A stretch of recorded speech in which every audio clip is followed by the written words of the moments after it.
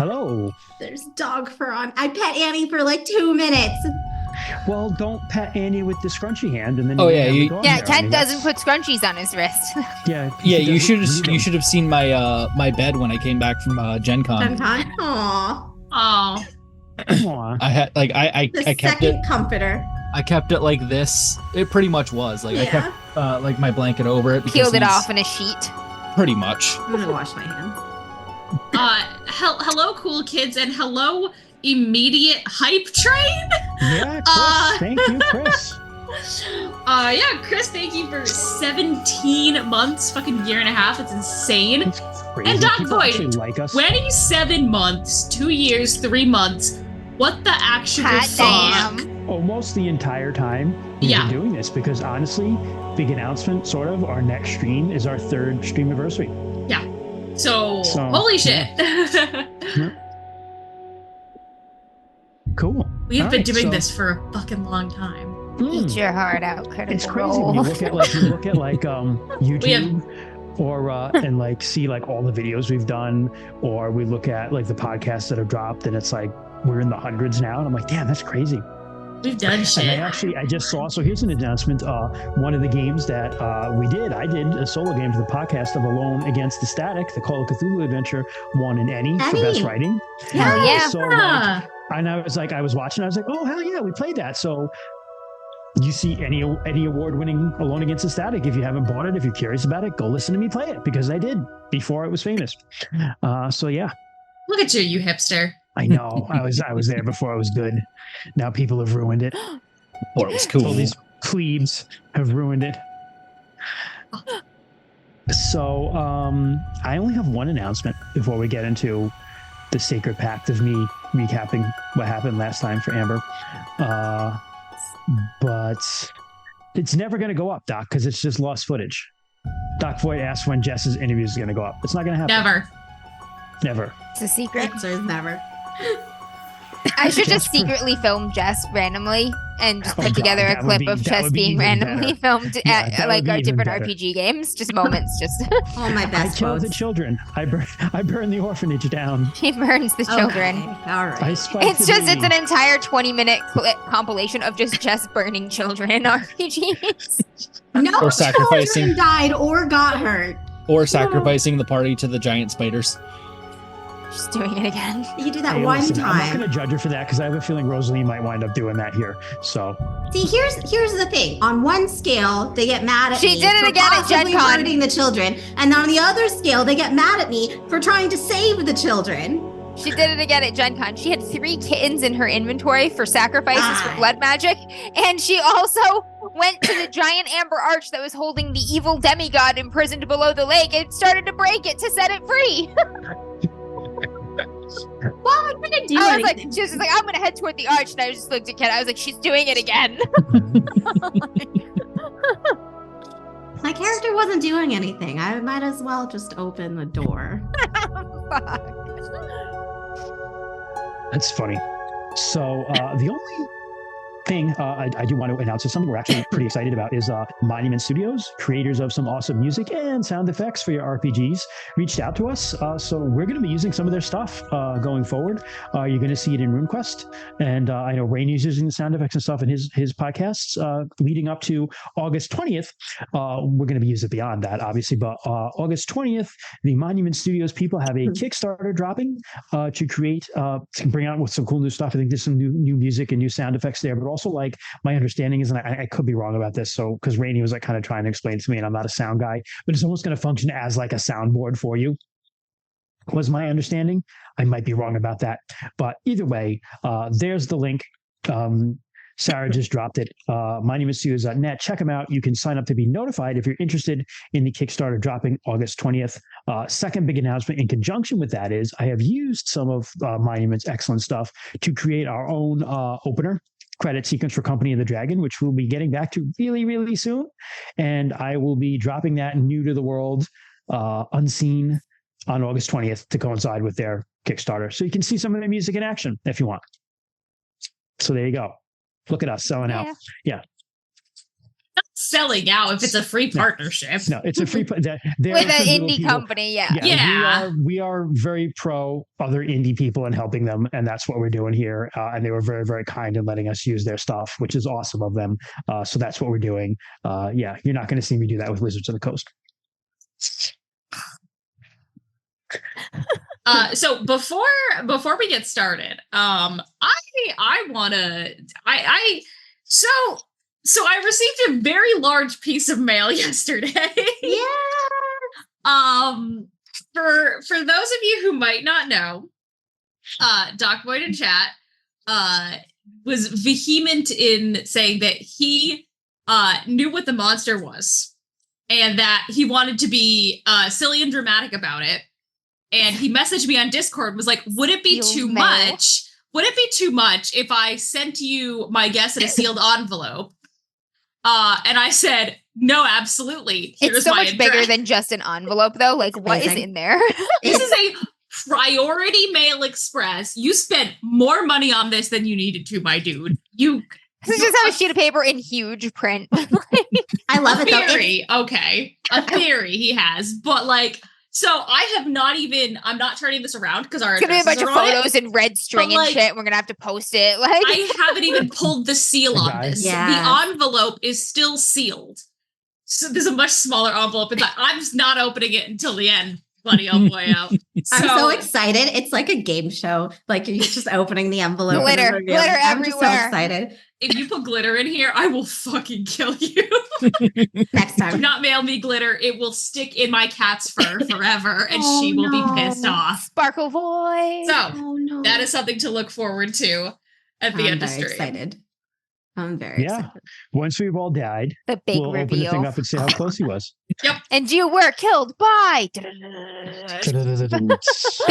If his theory was correct. We shall see. Never put glitter near me. I will end you. It is an anathema. So random aside, I am dog sitting today. So per request, if I am distracted, this is why. I don't know if you can see her. Oh, there she is. Oh, look at that baby. There she is. Nope, that's the wrong direction. She's blending in with her environment. Yeah. Oh, she looks a gorgeous pupper. Looks like a huge bear. She's like rug forming right now. She's like she's very tired. I would just pet her for a while because we need a guest star to play Silver. Oh, she is a little derpy. Oh she's got a very cute face. This is Annie. Hey, Sil can throw down when push comes to shove. That's true. She gave that arm. She's derpy. Leg. Was it a leg? Yeah. She's derpy, but she just ripped and that dude was like, let me tell you, that dude was tough. I was worried you guys were going to die. And she was just like, with his leg. And I got the arm, she got the leg. Together we'll create a horrible flesh construct of our enemy. You wishbone that dude. Yeah. Gosh. I too am an artist, right, Sarah? Shut up. Real quick story. First ever Call of Cthulhu game Sarah and her friends ran with me. It was Hudson and Brand Gaslight Cthulhu. By the way, the new edition of Gaslight is coming out in December for plebes who are not at Gen Con, and I'm really looking forward to having it. But anyway, basically the bad person is this woman who was she was a sacrifice at a sacrifice gone wrong who lived and like stitched her head back on. Ooh, cool. And started her own little cult and was like, wanted to just kill men because men had been terrible to her. So really, she was was she really a villain? You know, feminist icon. Yeah. So, but she had like a man blob of just like men she had just like sewn together, right? And so like the characters get in there, meet her. Our friend Mandy played someone who was like kind of like an art dealer and an art forger. And so she's like, oh, you're an artist? I'm an artist too. And in the shadows, this like blob of men like crawled out. And that was the end of that first session. Everybody like failed sanity checks and just went apeshit seeing this like man blob. So it's been that I too am an artist has been an iconic line. Yeah, for us. Troy, thank you for gifting a sub, and hilariously, it's mine. You gifted a random sub and it went to me. Thanks, buddy. This is how I get subs to our channel, to use the emotes of my own cat. I've done that. I've given like 2 gift subs before, and it's both of them went to our buddy Chris. Captain. Yeah. Yep. At least to the one of us. Yeah. Want me to start recapping? Go ahead and do a recap as far as you can for Sarah as well. Sure. So we had spent some time, just kind of some weeks gone by. We healed up emotionally and or physically from the things that have happened to us. We spent time doing different things. So, for instance, Nora rather mysteriously found out that someone was putting on a magic show, and very competitively she announced that she's going to do it the day before this guy is doing it. My rival. It's my arch rival. Her arch rival. Rosalie has spent a lot of time doing magic stuff, trying to like contact the dead and whatnot. Kent did a little digging on the artist by the name of Siobhan something. McKenna. Siobhan McKenna, whose painting really spoke to him when we were at that art show. And he managed to track her down to a house on Hampstead Heath, where she was allegedly staying. There was kind of like this cool artist commune. But when we went there, things are very sketchy, and a bunch of very high people were like, oh yeah, Siobhan, she was here, dude, but now she's like not here anymore, dude. Like, yeah, I don't know where she went, dude. That sort of stuff. So coincidentally, we're hanging out at the spot, and someone came to see Nora. Someone who was not very happy with Nora at all came to see her. Someone else is missing, who Nora knew, who happens to have last known address, was an aspiring poet, last known address, this said house on Hampstead Heath. By the way, Kitty Danville, rich person who bought Rosalie's painting, has a house on Hampstead Heath, the house in question. I have written down the Savoy Hotel and Inn. Does that sound? That is just because we needed a fancy hotel. In London. That's where your strange, mysterious person who you don't like is hanging out. That's right. That's why I wrote down Amelia. Yes. So Rosalie Excellent. I just wrote down Savoy, not even hotel, so this helps me out. You're like, what is Savoy? So there you go. Rosalie went and bluffed her way into the place, as she usually does, said she was looking for somebody. She tried to look around to see if the friend was there, because she remembered an artist she knew also wound up there, because this is the sort of place where like a rich person can sponsor you and you get to live there and do art. So she flirted a little bit with some guy who mainly did sculptures of dicks and got in there. Deceptive sculptures of dicks, though. He hides them in normal things dicks to try to get rich people to buy them. Oh my god, that's perfect for Rosalie. Yeah, it is. He's like, is it a hairbrush or is it a dick? Why not both? So she managed to talk her way in. She was unable to find either one of the missing people, although the house didn't seem that sketchy. It is very sketchy that all these people have kind of been there, but these stoners are like, oh yeah, they were there for a while, dude, but then they left, but like we don't know where they are, dude. Like, very sketch.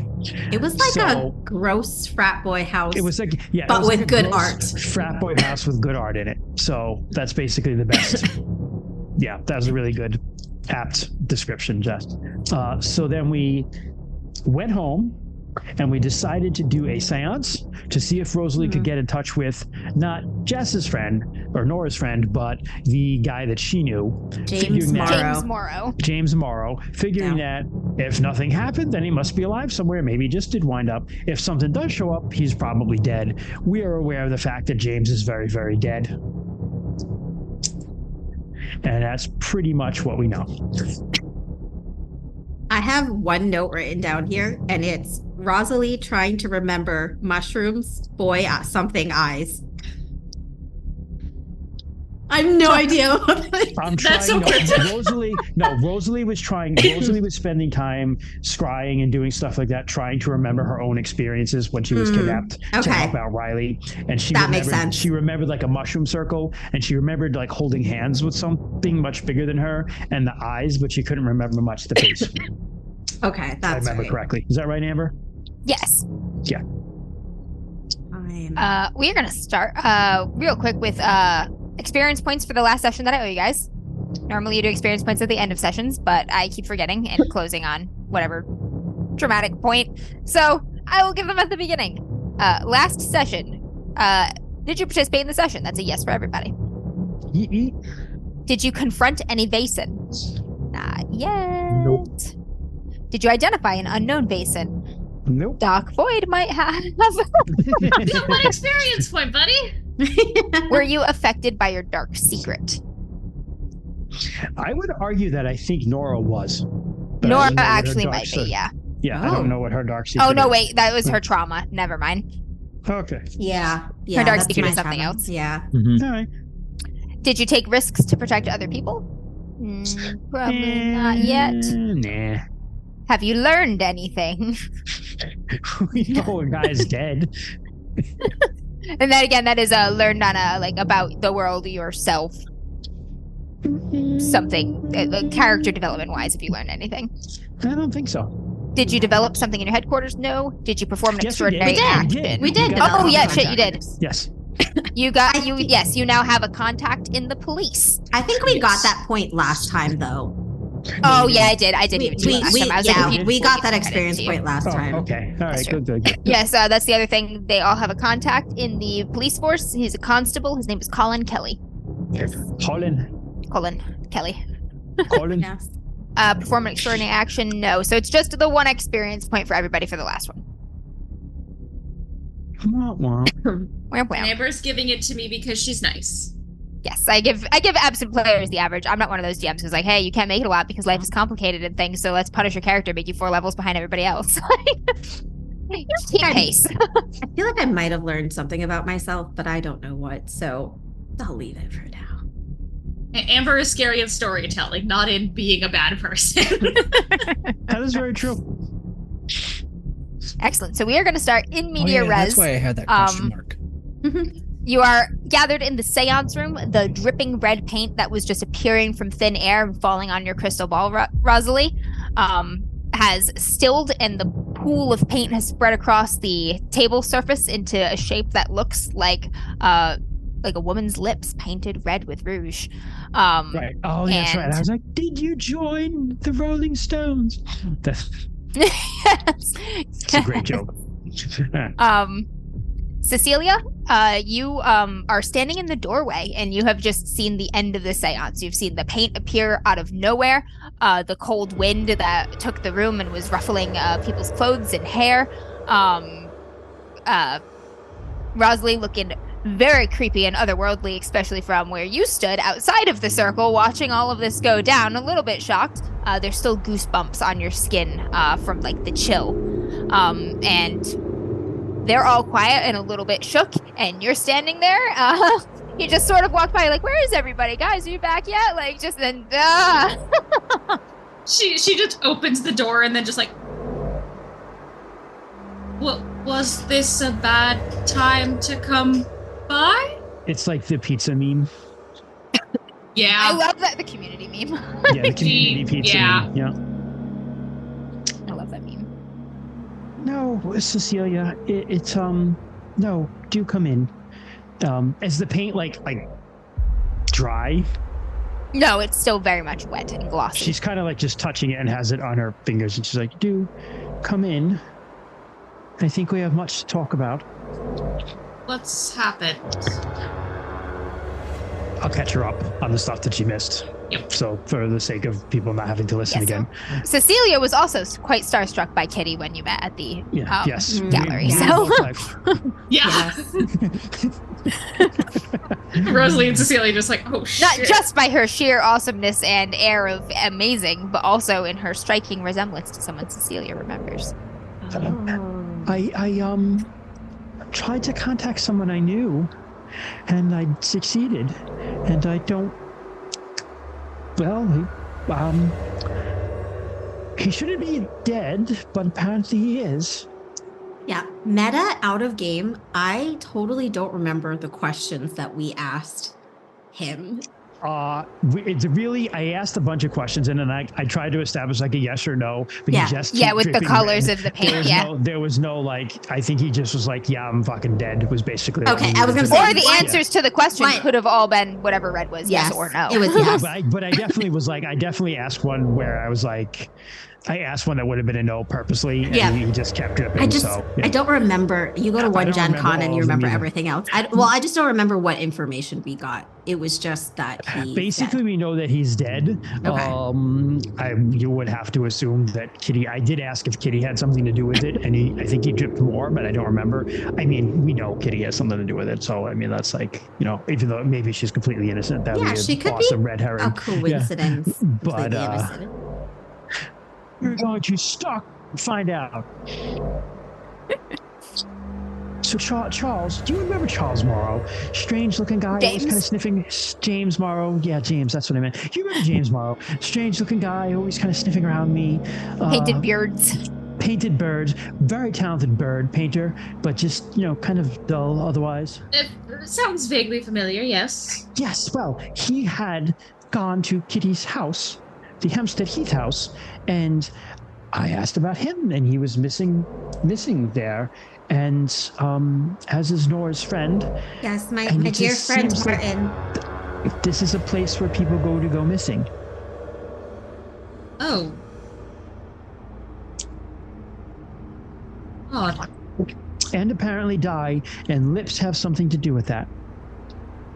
She looks at the lips on the table. Verb. It's one of his better paintings, actually. Just throwing shade at this dead man. Just final compliment.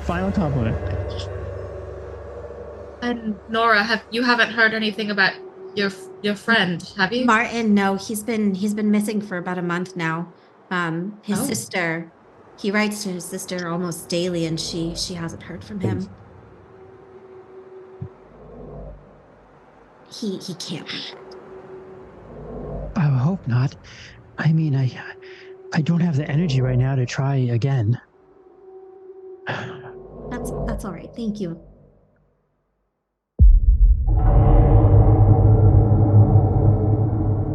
What are we going to do? Even if research?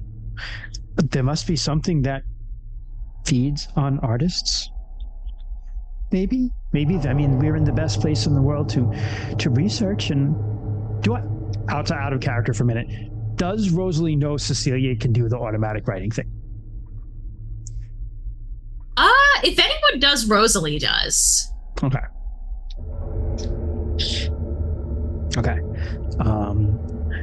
Maybe I think research, definitely. I mean, we're in the best place to do any sort of research around vengeful spirits who wouldn't like artists, or maybe would feed on artists for some reason. Trying to remember the Greek. Who was the one that didn't? I'm mixing up all these myths because there was one with the statue that came to life, and then there was the one when they turned her into a spider because she wove so well, and that was like because Athena was like jealous of her. Is Arachne the spider? I think so. Yeah. Yes. And like everything's like kind of like in my mind right now. It's like multiple myths of jealous Greek people angry at artists. Jealous Greek god. Like, I mean, I don't know any if of them. your guess was jealous Greek god, you'd have a decent shot at getting things right, probably like 1 in 3. You're like jealous Greek god, like something. Which one? Yeah. Maybe Cecilia, you could do kind of looks at Nora and Riley, and then looks at you. You know that thing you can do. I could try. It's been a while since I've successfully contacted anything, but it's worth a shot. Interesting.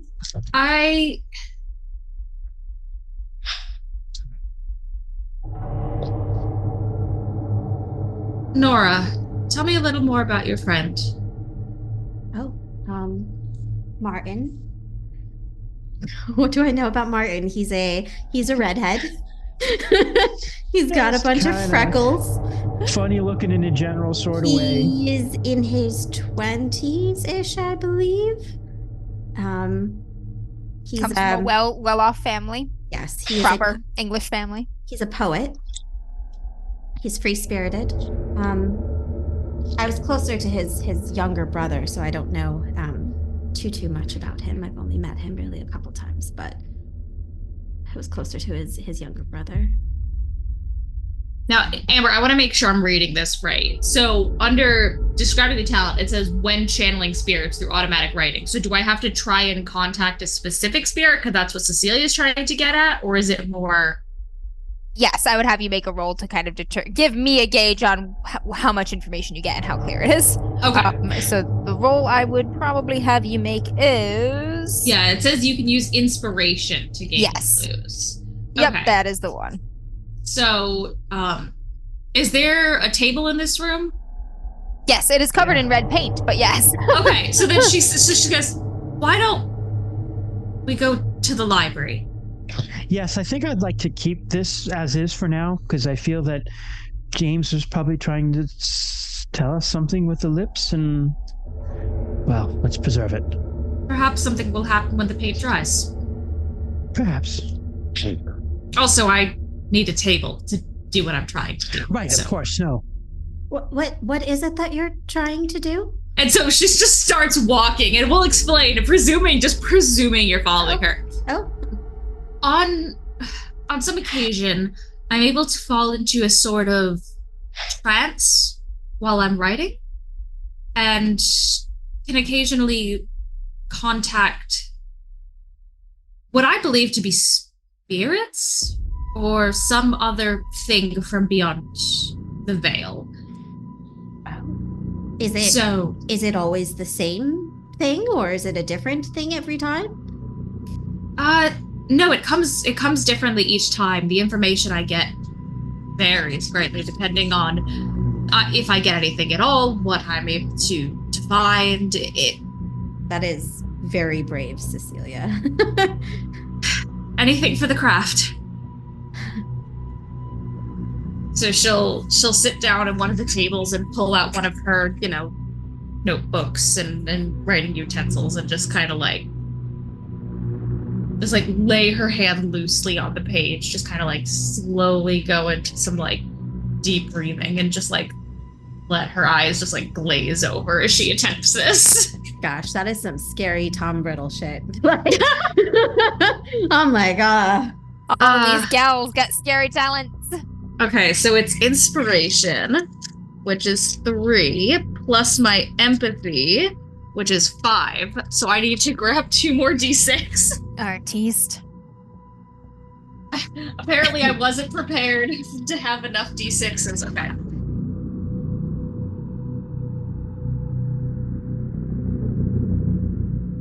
No.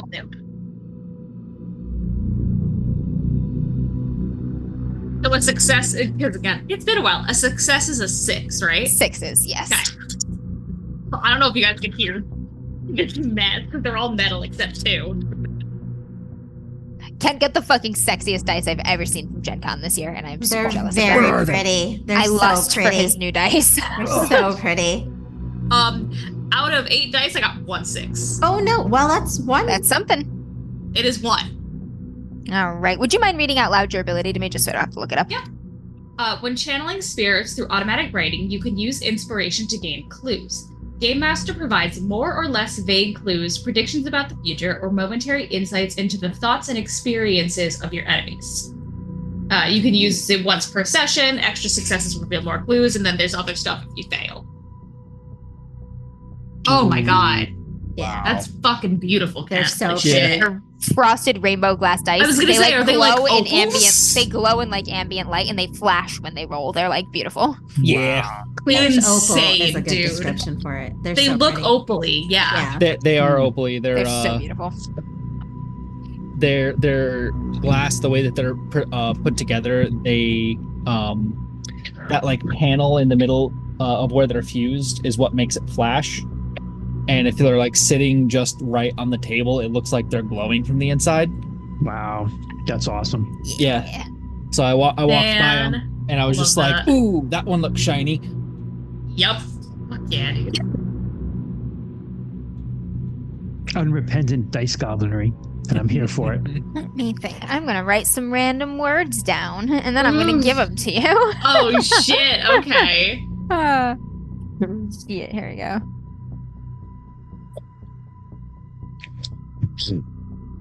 Let's see, get it better. Oh wow, that's so awesome. There it is. Oh, it's so rainbowy. I want to bite it. It's so pretty. I want to bite it. Almost focusing on it. You gotta Focus. you gotta do the makeup hand thing, Kent. I don't know that. Oh, there it is. There it goes. Yeah, you put your hand behind it and hold it Yeah, up like so that. it focuses on the thing in front. Baby. Oh yeah, doing it a little bit. It looks great though. Dude. Yeah. Works enough.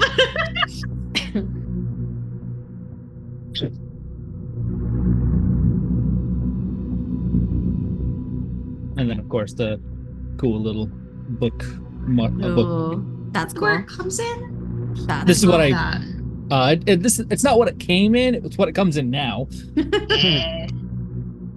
But it's a little Oh, that's roller. Has a That's really nice. and I got a love when the boxes sticker in have, like, a here. built-in roller. Mm-hmm. Hell yeah, hot pepper. It's one of my other stickers that we got. It was from one of our Our GMs, yeah. one of our GMs. Aw. It's from a game that they're making. Mhm. That Yeah, I don't remember. what was it? You are playing rats in a food truck Yes, that's right. doing their own Iron Chef competition. Ratatouille on steroids. I'm so Yeah. here for it. Yeah.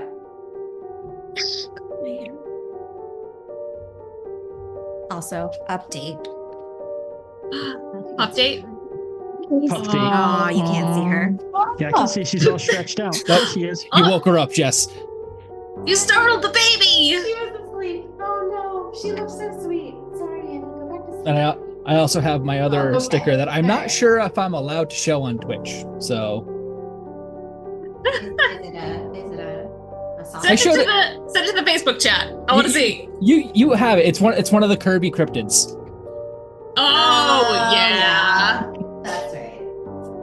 I'm sorry. We love a good cryptid. Mm-hmm. I gave the two for Christian and Sarah. I gave yours to Amber, so hopefully they made it. Perfect. Nothing has arrived to me yet. I have written a series of nonsense words Excellent. that do mean some things sometimes. Excellent. I'm just going to start writing. So you let your mind go blank, and in that void that you've attained in the consciousness, in the stillness of yourself, something moves, and your hand starts to scroll across the page. Some of the characters are not even fully formed. They're scribbles or shapes or hash marks, but every now and then there's a word. There's a couple words. And it takes you over in a fever of movement. And though you're thinking nothing, you have no idea what's appearing on this page, there's something about it that fills you with a sense of longing and loss, like you are so close to getting something back that you had lost that felt so right. Just the action of your hand on the page, moving so fast without pause, with certainty, fills you with that sense of grief, that missing thing. But before you know it, you've written to the bottom of the page and have scratched a few letters, symbols, and words into the base of the table before you stop. You look at the page before you, and it takes a few minutes. It is not your best handwriting, even when there are fully formed words. But what you manage to make out amid the slashes, hatch marks, shapes, and strange characters is: kissed my bitten lips, the spokes bent, the bells go home. Neighbors, the bells, you promised teeth, quiet, a badge. Can you read that again, please? Because I couldn't. Yeah, write hold that. on. I wanna type it. So I can write it down. I'll type it for you guys. Hang on, that'll like Okay, a thank better you. sense Like, here. I was starting to write it down. I'm like, oh no. Oh no, why did how the fuck did that happen? Chat, there we go. I like grabbed the chat button and pulled it off of the menu instead of opening the chat. I didn't know that Zoom could do that. Yeah. Turn Midwestern Christian. Oh jeez. What, geez. Out of Lutefisk. We need to do a Midwestern thing. One day we need to do what we need to do, honestly, Iowa. is the game that we always want to play that we never get to, Fiasco. Yeah. Oh. We need to play Fiasco one day. Okay. The commas are not commas, they are line breaks. So separated by the commas are just, these are clusters of words that appear together in different spaces. Cool. Otherwise, there is no punctuation. Okay.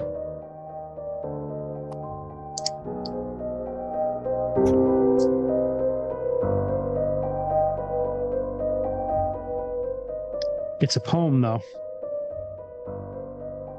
I feel.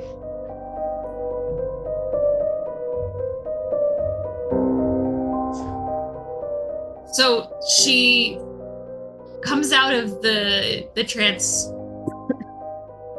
slowly. Like her pen stops. And then there's like a long pause before she opens her eyes and they're back to normal and kind of studies the page for a little bit.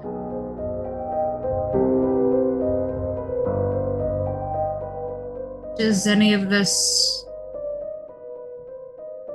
feel anything? Kissed my bitten lips. James sent lips as well.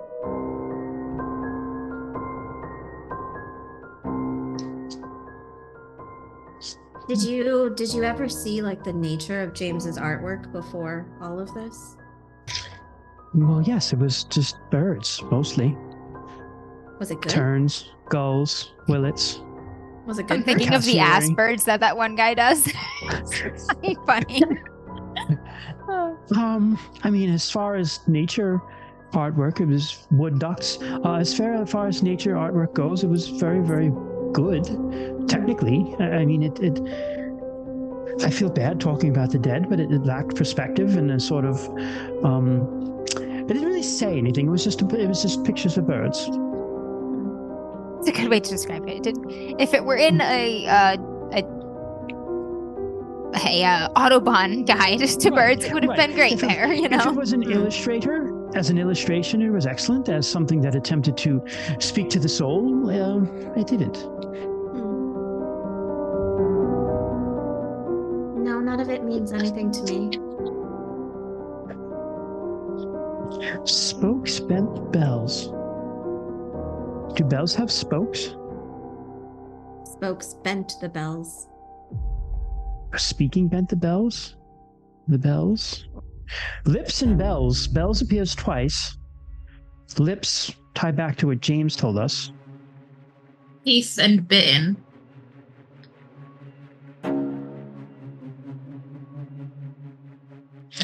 Home. Do you think Kitty is Neighbors. making out with these men and sucking the life out of them like some sort of Lilith vampire? Because if she is, I don't know if I could stop her. Possibility. I think we just have to go back and go in there. We do, but I don't. She reaches to where her throat was literally torn out. I think it's probably best if we do a little bit of research first and find out if there is something we're dealing with. What we've learned so far is that there are things that the Vaesen don't like. And if we can maybe find out what we think we're dealing with, and we can find out what they don't like, then we could go forearmed with it. And I could not get thrown through a table. Or choked. Let's try and avoid that again. Yes. Like, I don't know what you're carrying on about. I was totally fine. Everybody else was fine. I'm like, wow, like Loki with the Hulk. Old Ma's just like, whoop, whoop, whoop, whoop.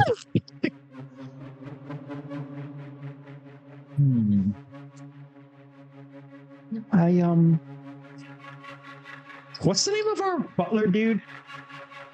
Hawkins, Ellis Hawkins. Hawkins. Yeah. Do we like ring a bell or something? I don't. How does one summon a butler? I've never had There's a butler. not a bell know. in every room. If you All right. you usually just look for open him the or door, call, yeah. and if he doesn't show up, he's probably too far away to hear you. And then you have to go find him like normal right. people. I will see if he's around. We're not rich. We're not correct. We're just fancy. Mr. Hawkins. Yes, you find him in the library. Oh, excellent, Mr. Hawkins.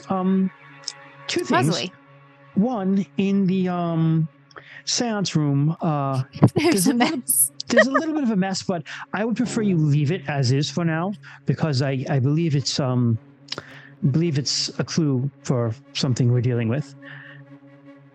He's like, all right. So hands off. What Thank nature is this mess? you. Just lip painting on the table. Right. Painting. Hawkins is like, yeah, that's not even the worst thing I've seen this Yeah, week. he's like, this is nothing. Whatever. This 3 is weeks fine. ago, you tortured a guy to death in here. I This know. is fine. Blood everywhere. Lips are like nothing. Yeah. Paint? Okay. Secondly, you know the library better than most of us. Perhaps you could start us in the right direction at least. We're aware of a house in Hempstead Heath owned by a woman who acts as a patron of the arts. And as a matter of fact, she bought one of my own paintings. And, well, people go there and then go missing. Artists. Talented artists. Yes. Well, most of them. Listen, she has artistic integrity. She's sad that James is dead, but his paintings are just of birds, okay? I mean, Interesting. they might be just really talented while they're there, you know? Right. But is there books that you can point us towards about something that would... They're about art? You suspect this patron to be responsible in some way, or? I have a feeling, based upon the lips and some other clues we've received. All right. He gets up and he starts looking through the shelves. He pulls a couple books and he says, I'd start by familiarizing yourself perhaps with Greek muses, Right.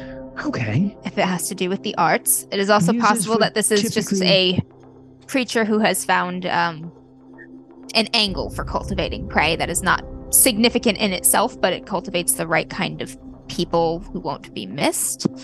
That is true. Nobody misses Something to artists. keep in mind. I'm afraid we don't have any sort of public records here. It might be worth looking into the house itself. Disappearances could, man. Disappearances perhaps in newspapers as well? Ads taken out, Newspapers could things be of a that good place to nature? start as well. We do Okay. save the papers that we receive here. They're over this way, and he takes you into a little side room that is just kind of like archives of papers. And you can tell that they've gone back a very, very long time. The Rose House has been saving papers since it has been receiving papers, it seems. Awesome. He's like, these are all filed by date. And he shows you. wonderful. quickly. Land records. So this is kind of a Christian question, not Rosalie asking the question, but at least here in America, when someone buys a house, those real estate transactions are published, right? Yes, I would expect that at least significant real estate transactions, Yeah. a manor or something was bought, like fancy rich And people, this is that like would a probably fancy be place, right? mentioned. yeah. It's in a It's nice decent. neighborhood. Yeah, Yeah. it's in a nice neighborhood, but also even You have if to it wasn't, register with public even records. if it wasn't, Yeah. it would still be in the hall of records, right? So Yes. that could be. Yes, we even can't if find an it here, we can article still it go wasn't there. worth mentioning in the paper, there would still be a record of the transactions Yes. in public records. Yeah. Why don't we divide this up here, what we can in the library, and then if we can't find any record of Kitty buying the house, perhaps a visit to their own hall of records in Hempstead Heath to just find out when she purchased the property, Or if if she she's did. the owner, right? She might not even be Correct. the owner. Correct. That seems a I'll very do good the- course of action to me. I'll do the muses first. I'll take the muses if that's all right with everyone. And I don't know if anyone wants to take the papers and look for missing people and just Riley anything can take else the in general? papers. Anything else in general? Because he also kind of wants to continue to look into what's her face, Siobhan. because she was said to have moved from. Yes, she has left the country near as you can tell. Yeah. So she hasn't disappeared from the house, but she has moved from the country as far as we can tell. Yes. Yep. Gone abroad. Okay. All right. Let's see. All right. So we'll take some rolls. This can also possibly serve as your inspiration for the adventure. We have not done that for this one, where you can make preparations to give yourself a bonus to a roll. It cannot be the same one that you did last time, which would have been with Old Mog a long, long time ago, if you can possibly remember that. So if you wish it to serve as your preparations, you can definitely let me know that, and you will get that. If you would like to do something else for your preparations, this is a good time to do so too, while everybody's kind of taking a beat, going to places, looking at stuff, that thing. So I'm going to take this as what Rosalie wants to do is read about as much as she can about muses, particularly if there is such a things they don't like. Right? I mean, muses, Christian speaking, muses give inspiration. They typically don't take, I don't know of them taking anything back, but hey, I don't know. If they're mad enough, they might, because I've read a certain Sandman comic that really fucked me up. And that muse would be mad. So yeah, I'll just roll. I think for now, I'm not going to take my inspiration. I'm just going to roll to get some information. you can make I think it is a logic roll, probably learning. Learning, I would think. Yes. Damn it. To go through the things and stuff where he has started you and pursue them further as things catch your eye. 1 success. All right, 1 success. You start with the muses, as Ellis suggested, and you learn about the Greek muses. You know all of their names and their respective artistic domains, which I do not know off the top of my head, but a quick Google search can provide those should you need them. I will just make note that I know of all the muses. Yes. All right. You find all of that out. You learn a little bit about Greek history with the patronage of arts and how arts held in regard, some of the chief gods who supported arts, like Apollo and whatnot. And then you kind of keep digging from there into different sort of creatures and cultures that value art highly. They're native to this particular region and area, the Fae are often associated with arts. You have a little bit of experience with that yourself, Rosalie. They are creatures that there are numerous myths and legends of them appreciating or being drawn to mortal artists.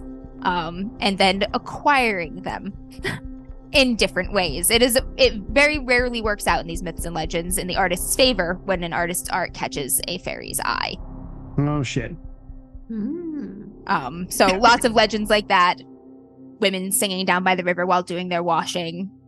And then the neck likes the tune or something, you know? Yep. And sometimes these lead to passionate little dalliances, and sometimes they just lead to robbery or murder or kidnapping or being swept away to fairy courts to perform forever, sort of thing. But that does catch your eye, especially because of your own relationship to it, as well as the geographical relevance here. It's known throughout the Isles. The Scots, the Irish, the English all have different versions of this sort of thing. That would lead me down, and I can, if you want to let someone else roll, that's fine, and we can follow up with this. But the next thing that would start with there then is Rosalie would research what keeps the Fae away. Right. We'll bounce around as you start perusing a next kind of hole of research. Start doing that. Yeah. Riley, you're going to investigate the public records? Yes. I am probably going to search the papers for, I think, the disappearances specifically in Hampstead Heath. It being a up and up neighborhood, it would actually make the papers for disappearances to be. That's presuming people know that they live there too. But I mean, I think it's worth. I'm not. So Hampstead Heath is the area. Oh, it's not the house. It's the Newford House is the house. Hampstead Heath is the neighborhood. Correct. Gotcha. Yeah. Oh, okay. Yes. Gotcha. So I'm looking for disappearances specifically in that neighborhood. Gotcha. Go ahead and give me a roll. And that would be would that be an investigation or a learning? I think it's learning. Investigation is more going through like scenes and stuff. Gotcha.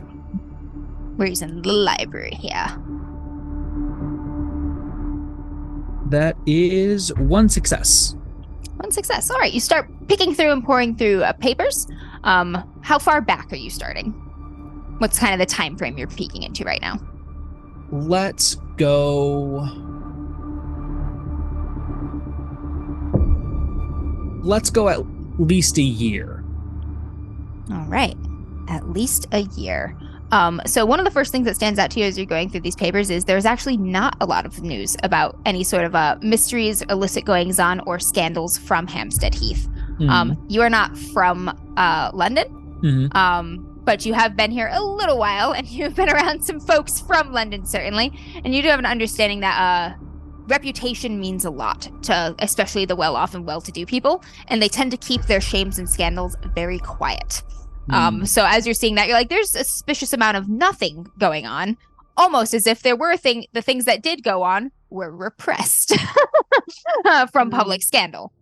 So that thought does strike you that there very well may have been more things happening, but unless they were egregiously large or incredibly public, that particular neighborhood may have had cause to keep them very quiet, possibly even leveraging money to do so. You do see...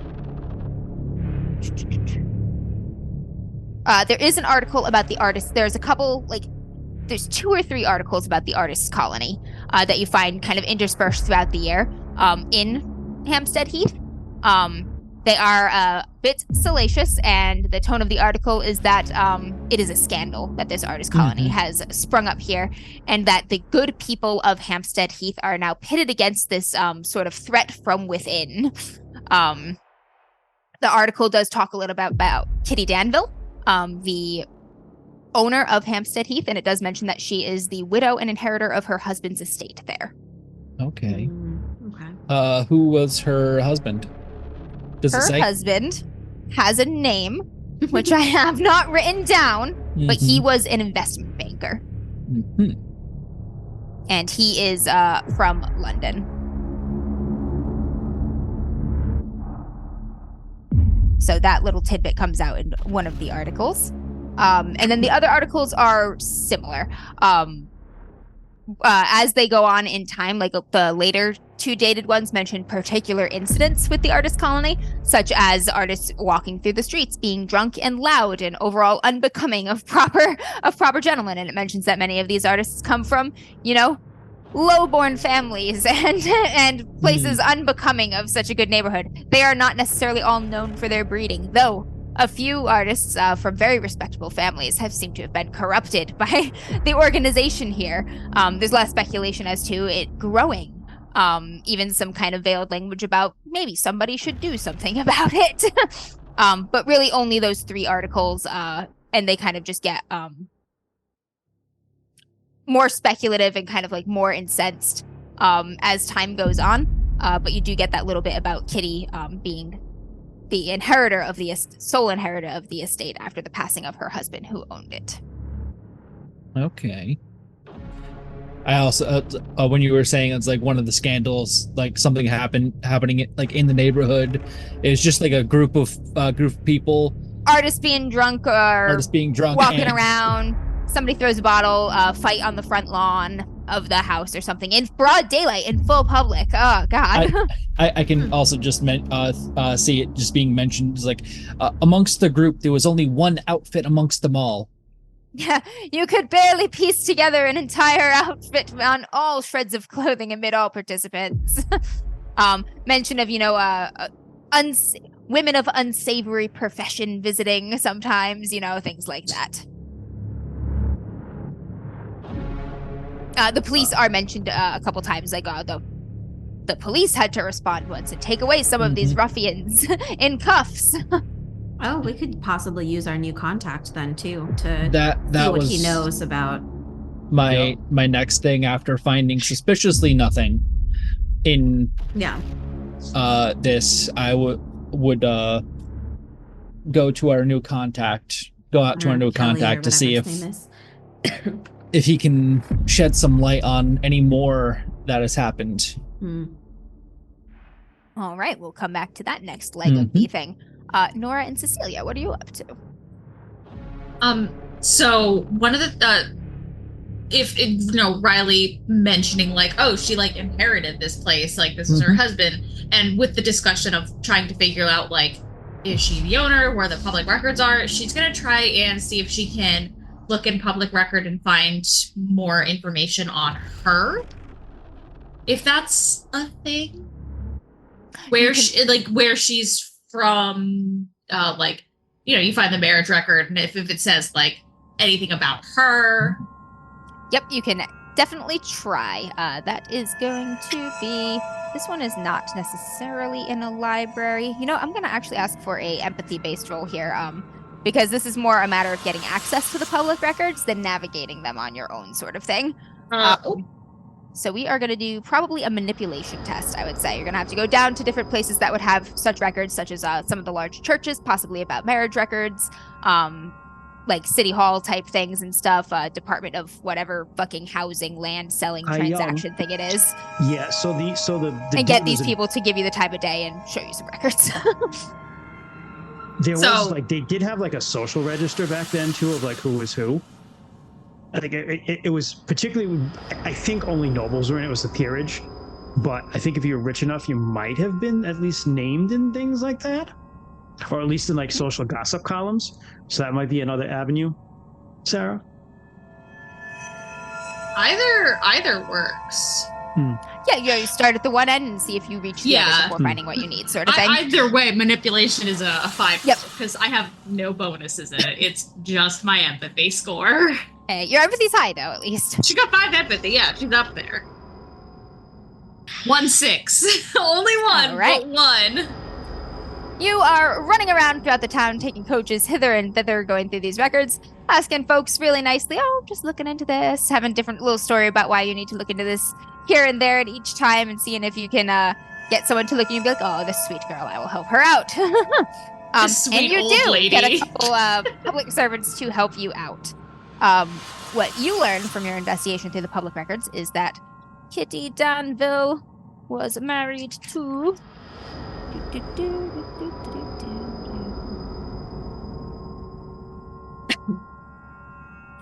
you find out that Kitty was married to her husband. Insert husband name here, Mr. Danville. She married Mr. Danville about 6 years ago. 5 years ago. They were married about 5 years ago, and then shortly after, within the month of their wedding, Mr. Danville purchased the house on the Newford house. Purchased in full with cash. Mr. Danville died 2 years ago, widowing Kitty and leaving to her his entire estate. Kitty is an immigrant from Scotland. You don't see any record of how she...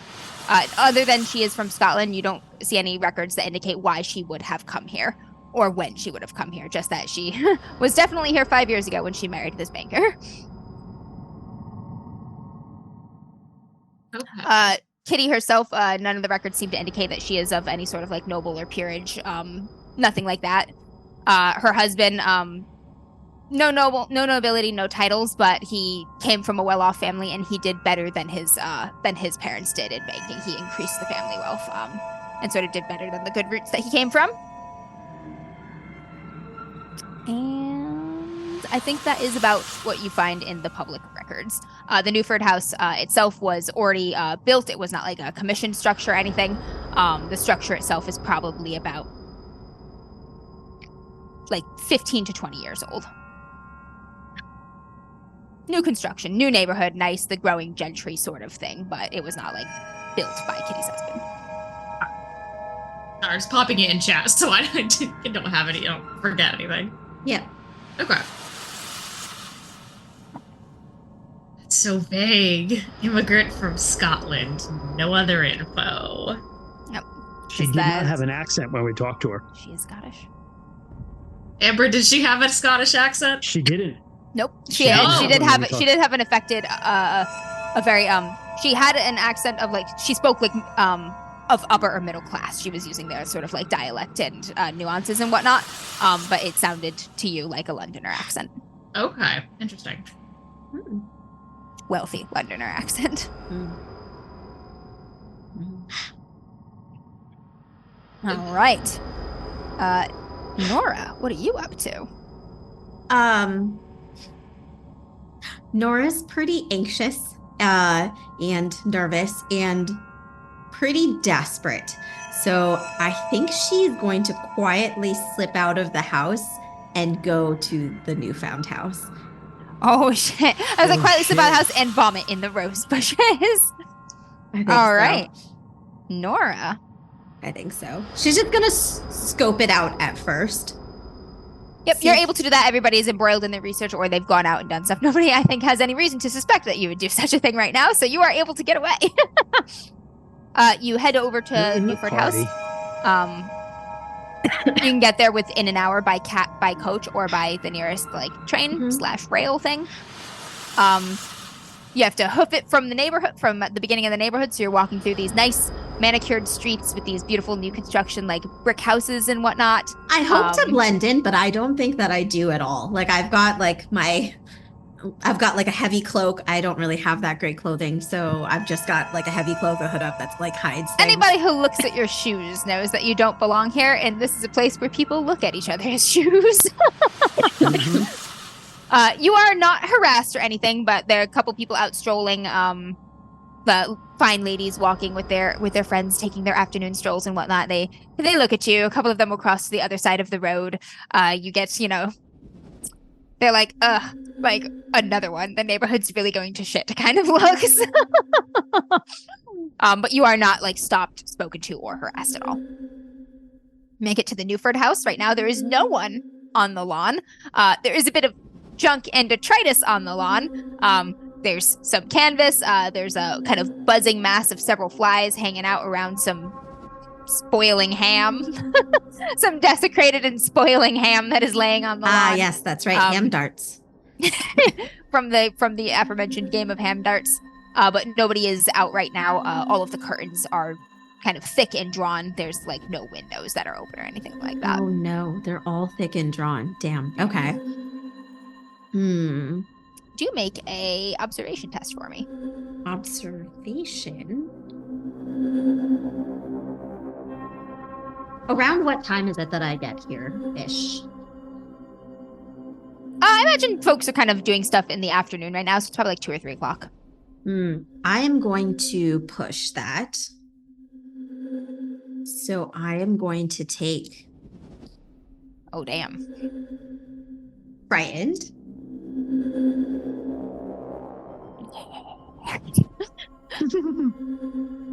Splitting the party. I got no success. Wow. Both No times. successes. You're just sort of standing there and you're like, well, fuck. What do I do about this? Yeah. Do we have rerolls? I don't. Oh, shit. Just saying. We probably do. We probably do. Oh, we were any rerolls used in my absence? No. I don't think we used any last No. session, yeah. No. Then we have 6. Hot damn! I'm gonna Literally, some of these are from 5 months ago. Use them. They're getting stale. Yeah, I'm gonna look around first and make sure that no one is kind of looking at me or wait for people to walk on around the corner. And then I'm going to kind of walk towards the house, kind of like I belong there, and kind of walk around to the back. And then try and kind of like stealth around the windows towards the back. And then I'll try and make another observation with a reroll. Okay, go ahead. You're like, dun, dun, dun, dun. Yeah. And hope that there are not curtains in the back. I'm not sure. I lost the dice. Hold on. 1-6. 1-6, my lady. I rolled. Let me double check this map. But there are curtains. The heavy curtains are on the windows in the back as well. Okay. And where the fuck is my map? Let me just make sure there's nothing special in the back here.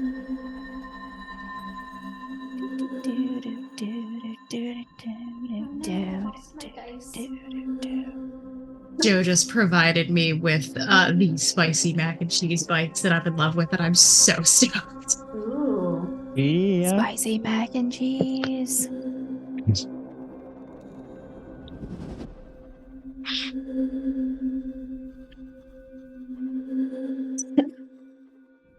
All right, around back, there is another door that could be. There's a back door that could be used to gain entry, depending on if it is locked or not.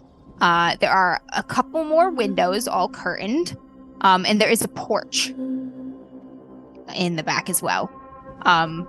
You don't see any windows that present any sort of like view or anything like that. They're all tightly curtained.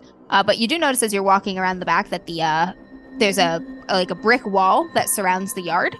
And as you're like sneaking around, you're sort of like, you'd like duck by it for cover and you're like, dun, dun, dun, dun, dun. You notice that the tops of the wall have holes in them, interspaced 3 or so feet apart, each all the way down. And the holes, they look like they're holes for fence posts or something, that are not there anymore. So there's a brick wall and there were holes in the top of it? Mm-hmm. She took the iron out. I don't understand. She's Faye. She took the iron out. Wait, but I don't understand this brick wall with holes. So it's a brick wall, right? And then in like fancier neighborhoods, they have those iron like spear points on top of the fences, right? Oh. And she took them out because they're iron, cold iron. She can't be around it. So they're like divots. They're not holes. Yeah. So now there's just a hole there because the things were dug. They're out, holes like, where a fence post would have been set. But like, because they have like iron spears in it. You know what I'm talking about? Like, but like, it's not like a hole that's like surrounded by brick. No, I'm picturing it as no, like it's in the top of the wall, right? like the top surface of the wall, like the vertical surface. Yeah, because it was the spear points. It was like the iron spear points. Yes, Christian is correct. It is. There's holes where a iron spear points or an iron fence, like decorative or useful, would have been removed. Like that, Jess. I just put it in Zoom chat. Oh, they are holes. I see. Yeah. Okay. Yeah, that's exactly what I thought and was picturing. Gotcha. Yeah. Okay. Yeah. Thank you. Yeah. Yeah. And after noticing the holes, you can look around and you see like several neighbors have fences with like the decorative iron fencing at the top of the wall still in place. Yep. Oh shit. Well, this means nothing to me. I'm just like, I don't know what this sign says because I can't read. Yes. Shadow's restaurant when the guy passes the note, bold of him to assume that we can read. Actually, that's also RuneQuest. Yeah, like, that's true. Pass the none of secret us note can and we're read. all like, joke's on you. We can't read. Elder, read this for me. Okay, all right. So I noticed that the fence is missing. Okay. Is there anywhere to hide? Like, just... there are a few like manicured bushes and topiary type things in the yard.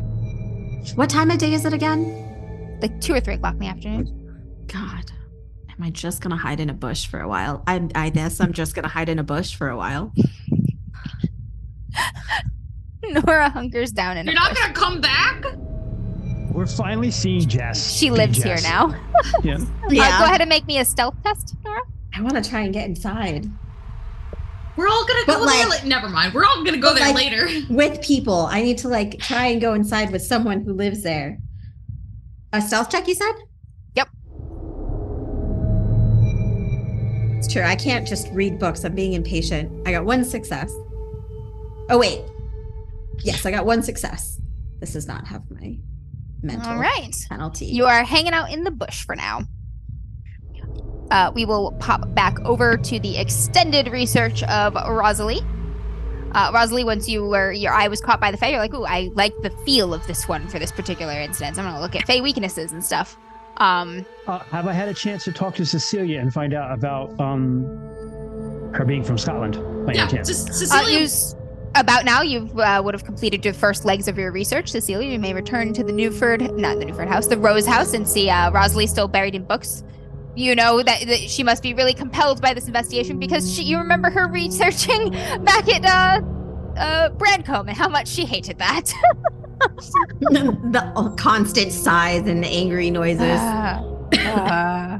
So she will walk in, look, and just finally found one that caught your attention. Yes. Well, What's that supposed to mean? You and books don't always get along. It was supposed to be a joke. Those were like religious books, but this is interesting. Well, what is this? Well, did you know that the Greeks had a muse for each different sort of art? Sounds familiar. I believe I've heard of that. They did. And I don't think they were dealing with anything Greek here, although I don't know if fraternities were a thing back then. So, I mean, they must have, because some fraternities have been around for a real long time. You know, the Greek bacchanals you read a little bit about do have very fairy-like vibes. Yeah, I mean, that's kind of like that's kind of like the comparative mythology that's going on here. Yeah, Hopefully nobody has a picture of a bacchanal that everybody gets upset about. Oh, there's a picture of a bacchanal in there that you really like. Oh no, I'm You're sure like, this is art. Yeah, What's a bacchanal? Reference. Everybody like gets naked and gets drunk as fuck. Naked, banging, drinking parties, baby.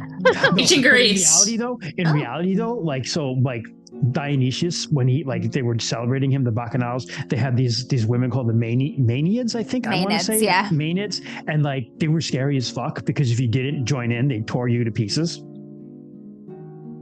Yeah, they just like ripped you apart. Yep. So you had to join. Yeah. It's called a bacchanal because the other name for Dionysus is Bacchus. Bacchus. Yep. Gotcha.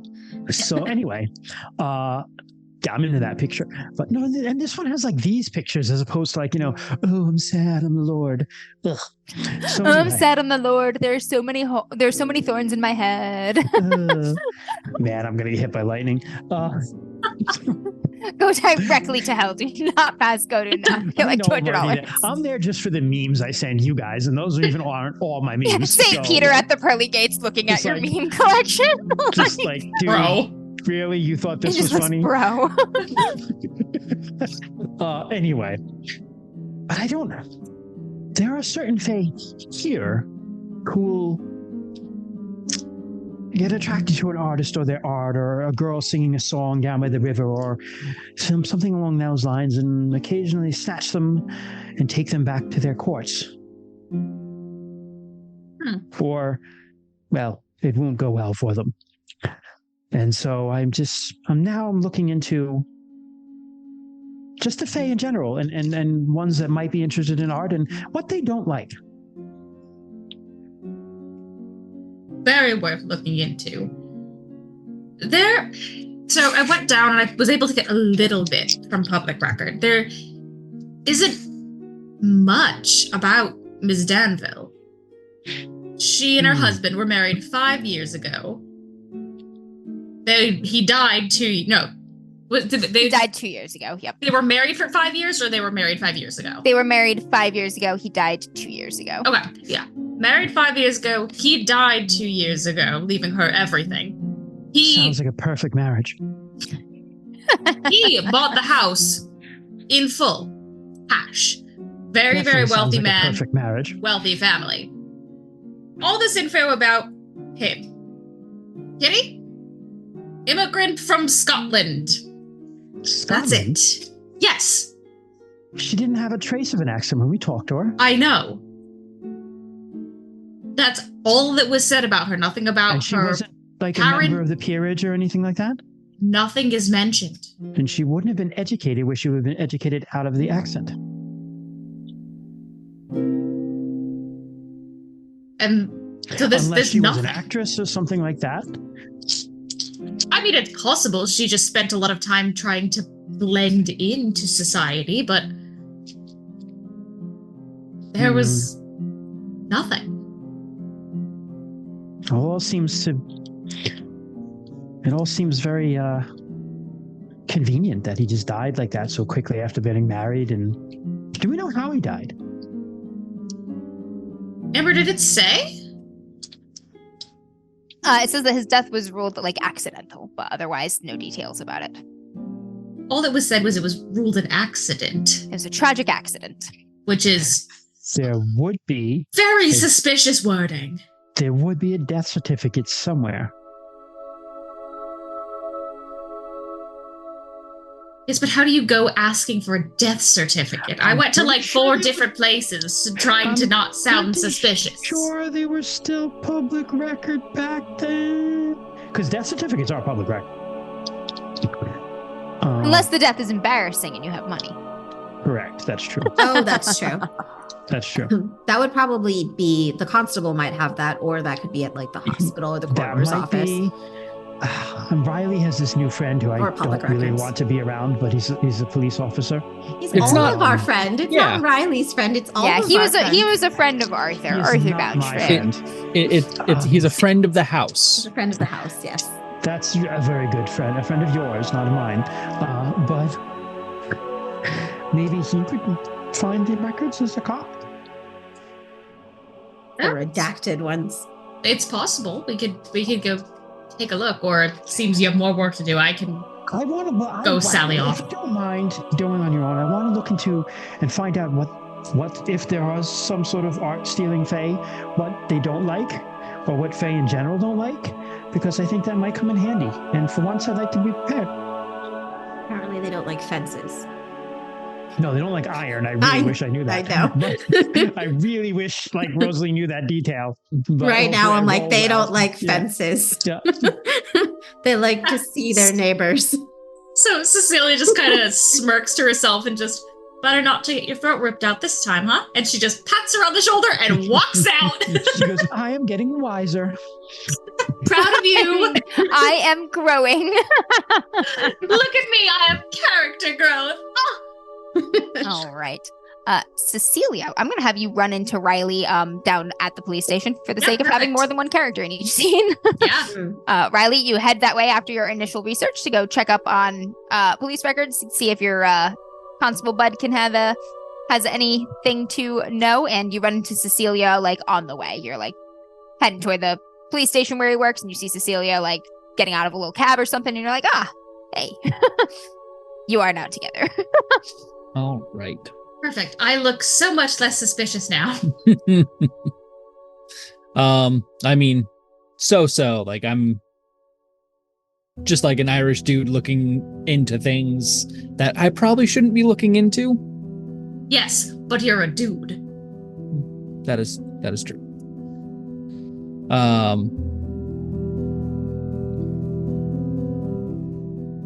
Let us go and see if we can find Colin Kelly.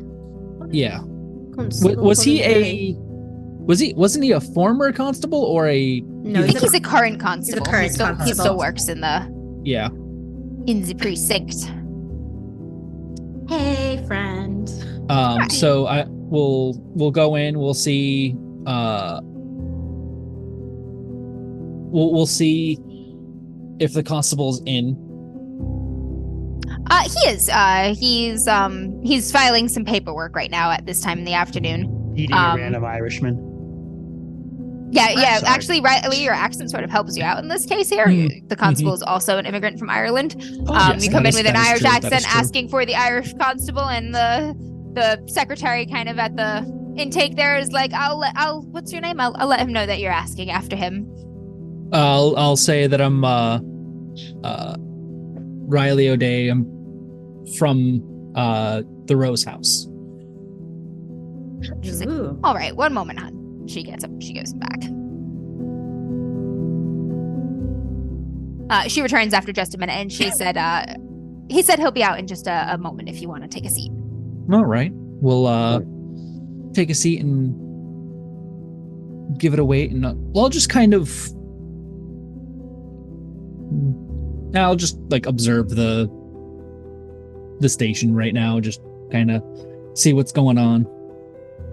Sitting in the station, hanging out. This is one of the busier kind of little precincts of London. So there's like a constable dragging some guy in who's all drunk and yelling and stuff. He's got some blood on his face.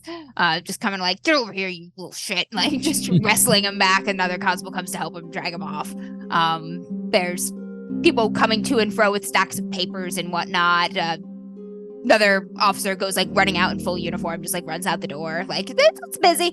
It's not like everything's on fire and stuff, like the middle of like the night and everything, but like they're actually working. After about 3 or 4 minutes, not too long a wait, Colin comes out. And he sees you immediately, Riley, then he looks at Celia and he's like, hey, you looks at your face and he goes, do you want some coffee?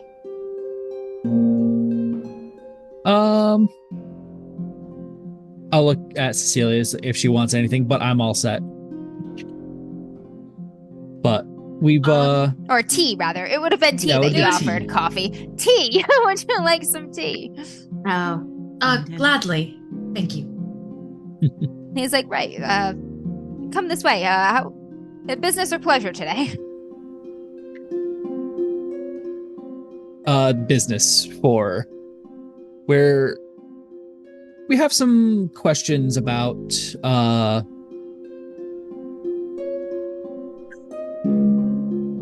assume Cecilia had caught Riley up on what you guys have seen. So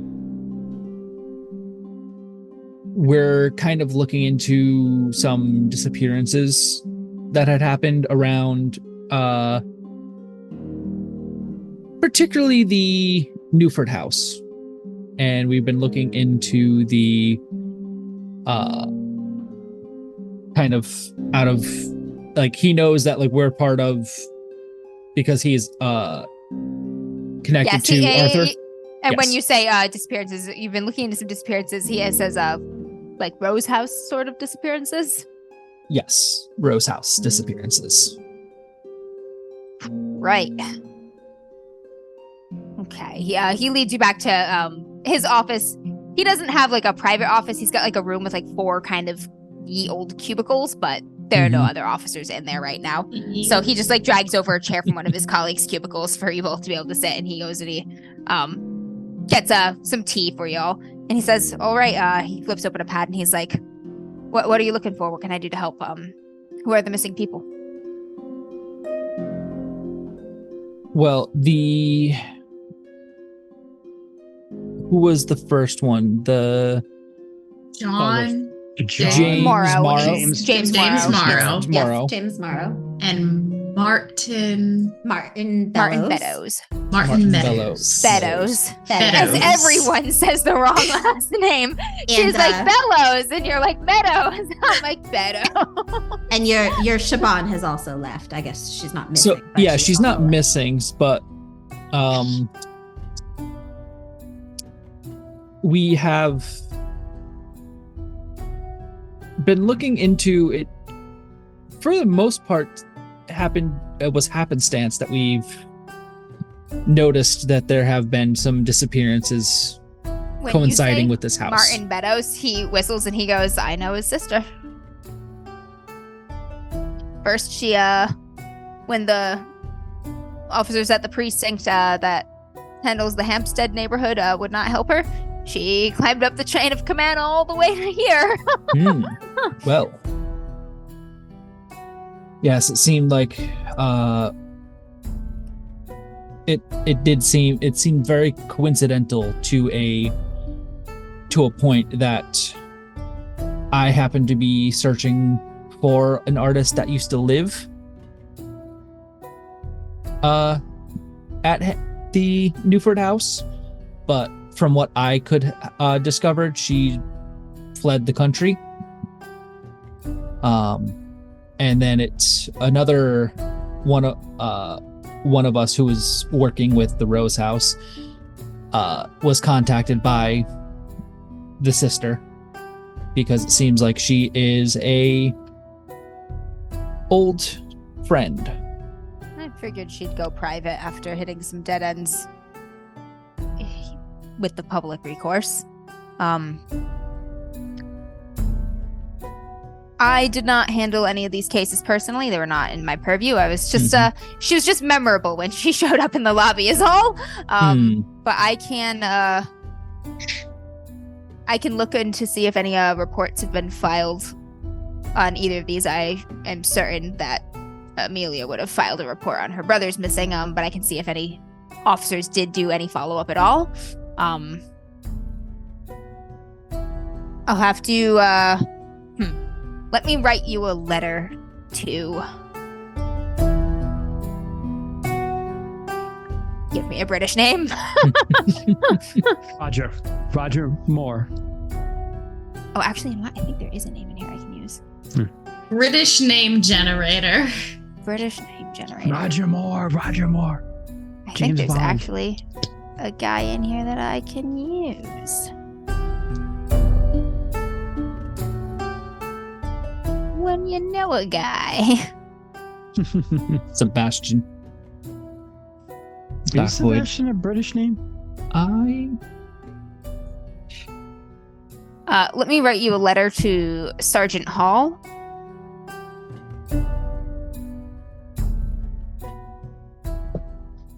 He's the sergeant at the Hampstead police station. I know him. This should help you get an audience and maybe some cooperation. Right. But they'll have more records regarding anything in the Newford house and the disappearances of folks from it than we'd have here at the station. I'm also looking into information on the previous owner. Last name? What's the fucking last name? Danville. Mr. Danville. I saw there was very little. Roger. We'll take Roger. Roger Danville. Roger Danville. There was very little information about his passing, and I was just curious as to what happened. I don't know if it would be here or at this station with your friend, or... This was a while ago? 2 years ago, he passed away. You might have a copy of some records by now. I'll take a look for you. If not, I'll include that in the letter to Sergeant Hall. Thank you. It's like, all right. There's some biscuits over there. Please help yourselves. I'll be back in a couple minutes. Might be more than a couple minutes. The records are not always in tip-top shape. And he gets up and he heads off, moving with purpose. Cecilia gladly snacks. Num num num num num num. Butter cookies. Scones. Yes, they have marmalade and scones. Marmalade and scones. It is the newest craze. What are we, Paddington Bear? Aw, Paddington. As marmalade. Marmalade. It takes him about 20 minutes, but he does come back with a file. He tells you, I can't let you take this out of here, but I can let you take a peek at it. That works for me. Looks like Mr. Danville had a fatal accident on site in his property.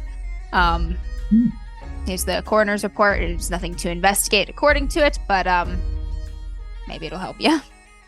So she will open it up and take a look. And it basically says as such, it says, this looks very weird to you when you read the coroner's report. Like, he fell on the fence. he was clearing a bothersome bird's nest off of the roof and fell onto the fence. He died from rapid exsanguination. The fence had torn his throat. And he bled out in the yard. He was dead by the time anybody could respond. Okay. You're like, that's fucking weird. Perhaps he tripped upon a leaf. Upon a leaf, yeah. He was a successful investment banker. Yeah, he's a successful investment banker. He wasn't adept at clearing birds' nests. Yeah, why clearing bird's nest off of his roof? True.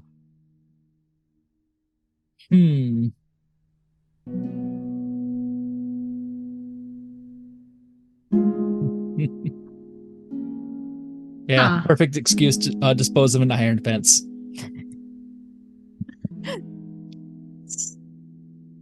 Unfortunate. I wonder if there's more to the story now, but Christian is making up things in his head. Like he was holding her captive. Always looking for the other angle. So yeah, he lets you peruse it and stuff and takes it back when you're done. And then he takes a seat at the desk and he's like, "This will just take a minute," and he starts writing a little letter for you. gives it a little signature and a little stamp, folds it up for you, and he says, bring this to Sergeant Hall. I've introduced you as private investigators working for the Beddoes family of repute, just looking into some public records that I've worked with you all before, and you're legit. Thank you. Laid it on there a little bit. It would be really nice if the Beddoes family could get a little closure. They're respectable folk. Yeah, no, I think we're good here. So, like, all right. He sort of stands, goes to shake your hand, Riley. Mm-hmm. And he says, give me a heads up if things start to turn south in a bad way. We'll let you know. We don't, as much as we're adept at finding danger, we don't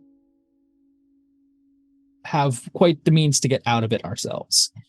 He looks at you and he goes, try. Very much try. Very much try. And then he says, Miss Cecilia, pleasure meeting you. You as well. He walks you back to the front lobby and lets you go with a wave. We should probably go to the Hampstead Heath, or should we go back to... We should probably go back to Rose House, grab the others, and then head over that way. We can all, well, possibly head over to the house together or return. Either way, it's better to have everyone together. Yes. Yeah, you never want to go off on your own. That's just ludicrous. Yeah, go. It's ludicrous. Why would you do that? Yeah, who wants to spend hours hiding under a bush? In the garden where the death took place and she doesn't know. Next to the cursed wall section. Yeah. We'll do you returning to the Rose House first, and then I'm gonna do stuff with Nora, and you all will get there at a dramatically appropriate time, perhaps. Can I have during the time they were doing the church, the police stuff, can I just have research stuff the Fae don't like? Yes, that's yep.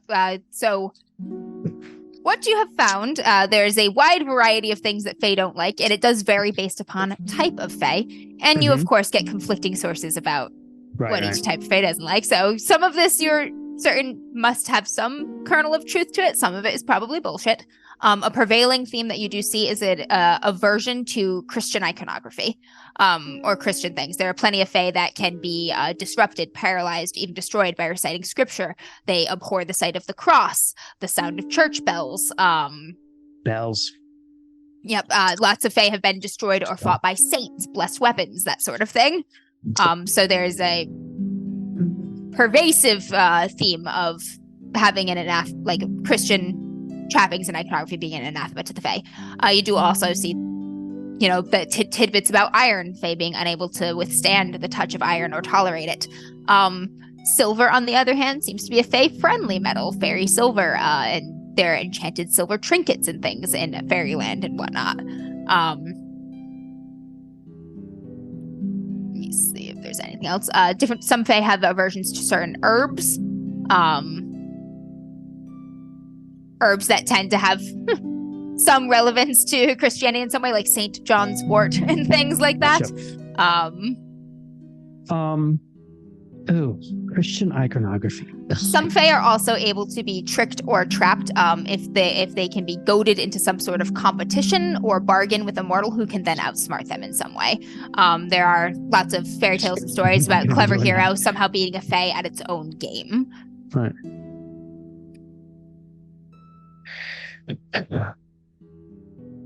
That's what you sort of drum up in the meantime, though.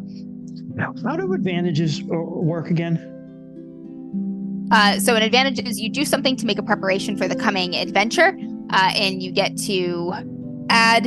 It gives you +2 to one of the skills. 2 additional dice on one of the skills in a specific role when you choose to use it. Mm-hmm. All right, I don't think this applies then. I'm going to ask Hawkins if we have any cold iron laying around. He's like, are you looking for an obvious weapon or a less obvious weapon? Something concealable? Right. And he goes off into downstairs into a room that you don't go into often, and it's got boxes and boxes of things and stuff in storage. And he pulls out a box here, a box there, and then opens up another box, and there's a dagger, an iron dagger laying on a little velvet pad here. He takes this. Perfect. He's like, do you bring it back? It has been in the Rose House for quite a long time, and has saved a number of investigators' lives in some hairy situations. Oh, well, of course. I'm good for it. I just hopefully I won't need it. I take it and I just like slip it up my sleeve. Why does he do that? And he says, you're thinking it's a fairy. I am, yes. He's like, be very careful. Careful is my middle name. Wrapped up throat, freezing cold hands. Don't give it anything. Not your name, not a promise, not thanks or gratitude. She already knows my name. He just frowns at you. I think that. I don't say it out loud. No, nothing at all, of course. Just out of curiosity, say I had met one and she bought my artwork already.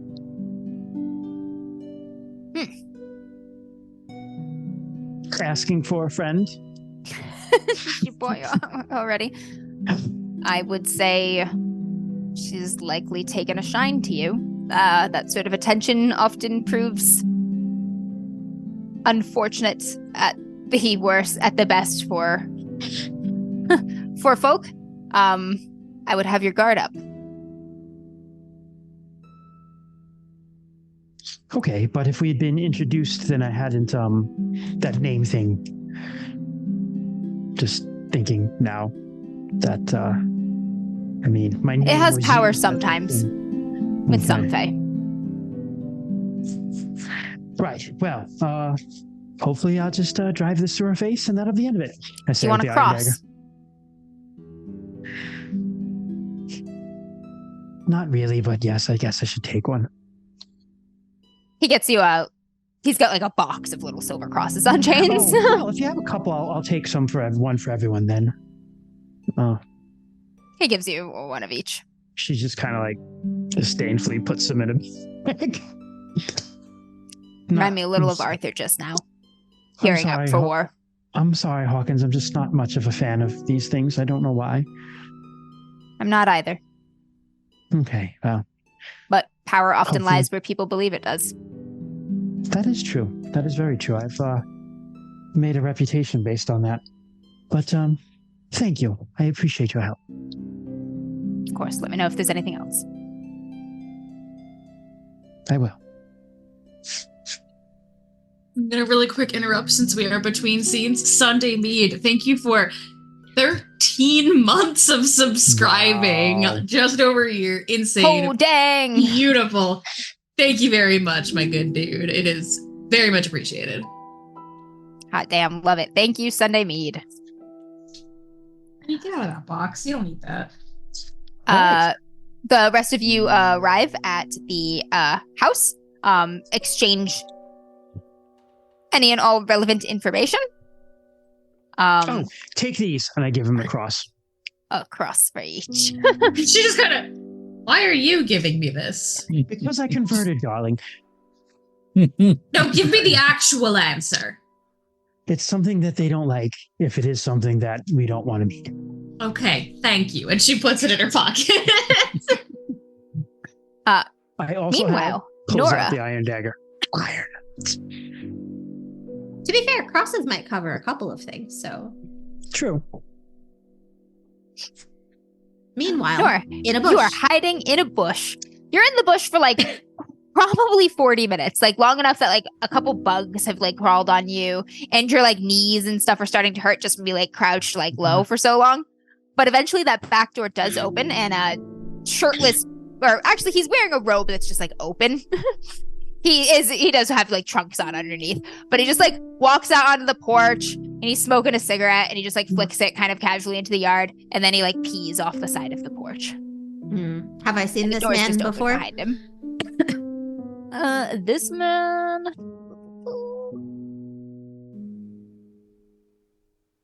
It's Reg, the dick artist. You know what? It is Reg the Dick Artist. This is a very Reg kind of vibe here.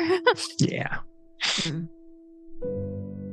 I'm not trying to sneak in on my own, so I am just going to watch him and see what he does and see kind of what I can glimpse from inside the house from where I am. But I'm probably not going to sneak in. Yeah, because it's on the porch, you can't really, and you're crouched down, you can't really see too much into the house. You can see that the house is very dimly lit right now. And there's not like a lot of noise or anything coming out of it. It's pretty quiet in there. The artists have probably partied themselves into a stupor and are sleeping late into the afternoon right now.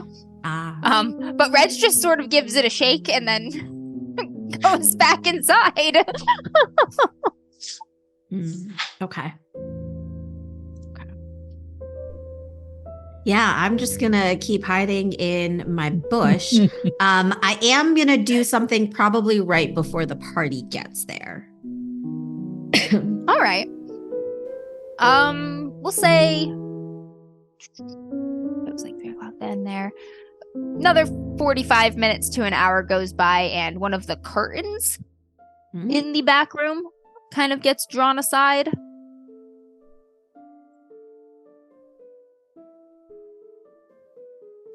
Where's my map? There's so much scrolling back and forth when all you have are PDFs.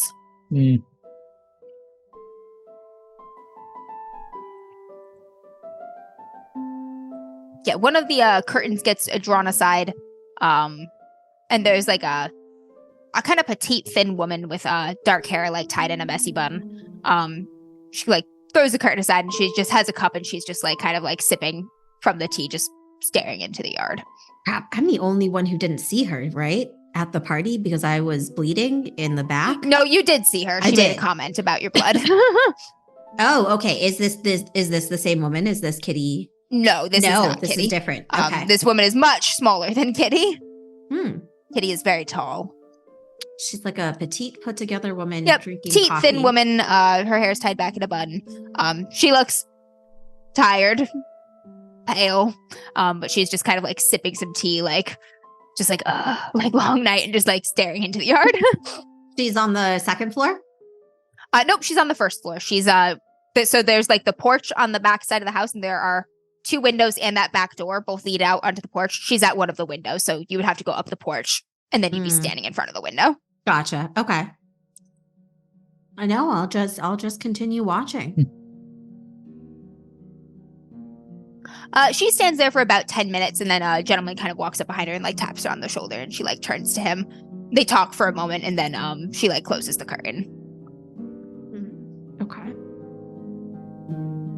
Wow, but no one leaves or enters the house. You are at the back right now, so yep. If people are going about business, they would probably be leaving through the front. Right, but I don't hear like the door open and stuff like that from the front. You know what? Make it a test for that. Okay. Let's see. Where's the what is the equivalent of awareness? Vigilance? Yes, that is the one. Yeah. Oh wait, or is it observation? No, it's vigilance. It's vigilance. Yeah. Observation is people. That's right. Yep. I have 1 less because I'm frightened. So that is 2 successes. Yeah, at some point during your crouching, you will hear what you're pretty sure is the front door close. Okay, in that case, I will probably sneak towards the front and see if I can get a glimpse of who's leaving. All right, give me a stealth test again.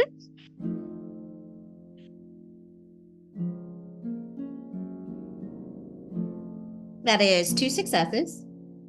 All right. You stay low, tucked around the corner of the house, and you peek over, and there are 2 men. They're actually dressed for outside now. They're fully dressed. They have like their little coats on and stuff that are buttoned and everything. Hair's a little messy, but they are heading out like onto the street, walking at a purposeful clip. I might follow them a bit and see where they go. All right. I'll let you keep that stealth test for the following. You follow them.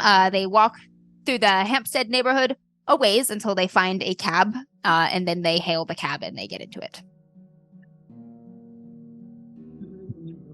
Jump on the back. I will hail a different cab this time to follow that Classic. We've finally done the trope. Follow that cab. Follow that cab. All right. cab. Or I can convince this cab driver that I'm trying to do a magic trick and I need to learn about cabs. I think maybe paying him might work. I can pay him either way. Kind of. I'm poor. I'm spent all my money trying to do magic tricks in London. Really, all my money. Maybe just a manipulation test to get the cab driver to just, accept whatever money and follow this cab. This is a nicer neighborhood, so hey, follow that cab criminal sketch thing is a little less common here. I do not look like I'm from this neighborhood, I suppose. Oh no. Do you need another reroll? We still have 5. It is. I got no successes, but I'm going to keep it. That's the spirit. Okay. He follows the cab kind of far away, but is unwilling to kind of speed up, take little risky maneuvers and stuff, and it does end up losing the cab partway through.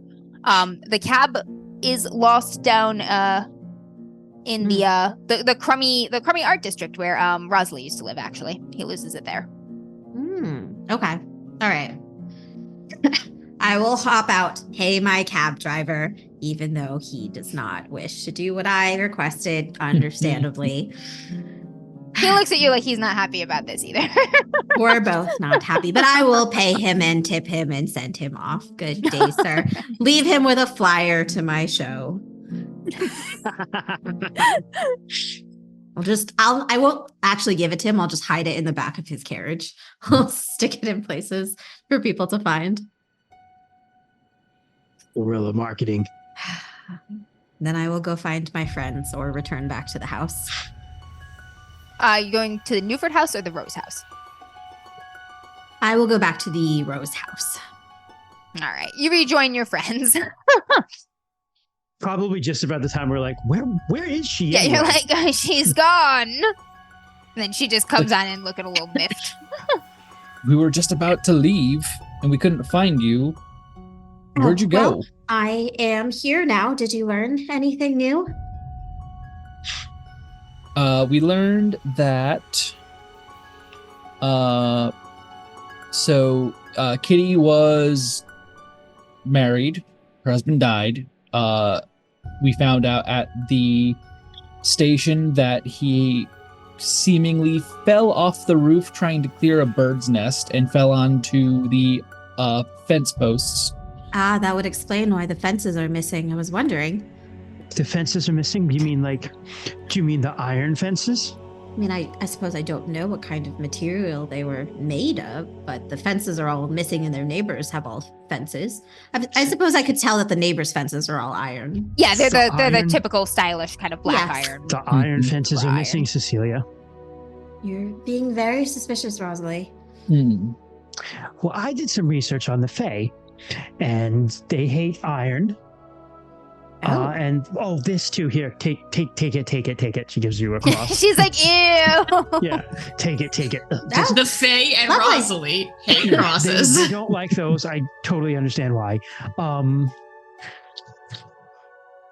Perhaps her husband was a Fae?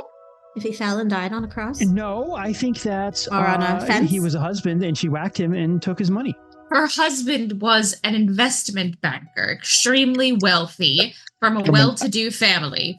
And she came from Scotland, and that's all we know about her. And she did not have a Scottish accent when we met her. Oh. Okay. That does not mean anything necessarily, but No, I mean, that's she's a only hard been here accent for to shake. Yeah, And for a short amount of time. Well, we don't know actually how long she's Yeah, we She's don't know. been here. Because- We know that's fair. She's been here at least 5 years. Yeah, she's At been least married 5 5 years. years. Oh, it doesn't say. It just Could've says she been came longer. from Scotland, but it doesn't Yep. say when she came from. That's- Yeah, you found Correct. that she's Scottish on the marriage certificate. You did not actually find any immigration documents. Yeah. Gotcha. Other than that, I think we were just about to head to the Hampstead Heath neighborhood. What is our plan when we go there, though? Yes, to go to the Hampstead Station. Yes, thank you. Sorry. To talk to Sergeant Hall. Colin gave us a note of introduction. Yes. And from there we can hopefully find out some more neighborhood specific things that have been going on, as our contact is not part of that station, and some things may be kept more in-house. And then possibly when night falls and the parties begin, we go pay a visit. Oh, that's pretty smart to wait until night. But it seems like that's when everyone there is Lively. Active. The nocturnal life of artists. Mm-hmm. Okay, that sounds like a good plan. Okay. All right, you all head down to the Hampstead Police Station. The Hampstead Police Station is, unlike the larger, kind of more centralized station that Colin works at, a lot slower, a lot more leisurely. Not a lot of crime happening in this nice neighborhood, and the sorts of crime that do occur here are the hush-hush kind, not the police running around kind. Yes. So you get in, the police station is nice, well-kept, very clean. Not a lot of people running around. Occasional person walking by holding some papers. That's about it. There's a receptionist.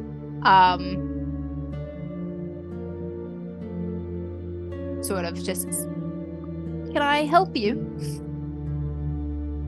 Yeah, I'll hand the kind of letter of introduction over. It's like, we're here to see Sergeant Hall. We're private detectives, private Yes. investigators is what he said you were Yes. in the letter. Yes. She kind of looks at each of you, looks at your shoes. Damn it. And then she looks at the letter and she says, all right, let me see if he's busy. And she gets up and she goes into the back. And she comes out with the sergeant in tow. Sergeant Hall, he is probably about in his mid-50s. He's got brown eyes, and his thinning dark hair is kind of flecked with gray. He's got a big walrus mustache that sort of dominates his very round face. And skin's a little bit ruddy in complexion. But he comes out and he's like, took a look at your letter from Constable Kelly.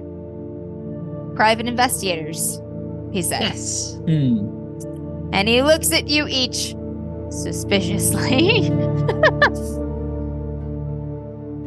And he says, and I assume that you were hired by the Meadows girl. Yes. Amelia, Yes. Persistent lass, I'll give her that. She's worried. Understandably so. He's like, oh, she loves her brother. That much is clear. Okay, I'm afraid there's not going to be terribly much I can help you with. What was it you were looking for in particular?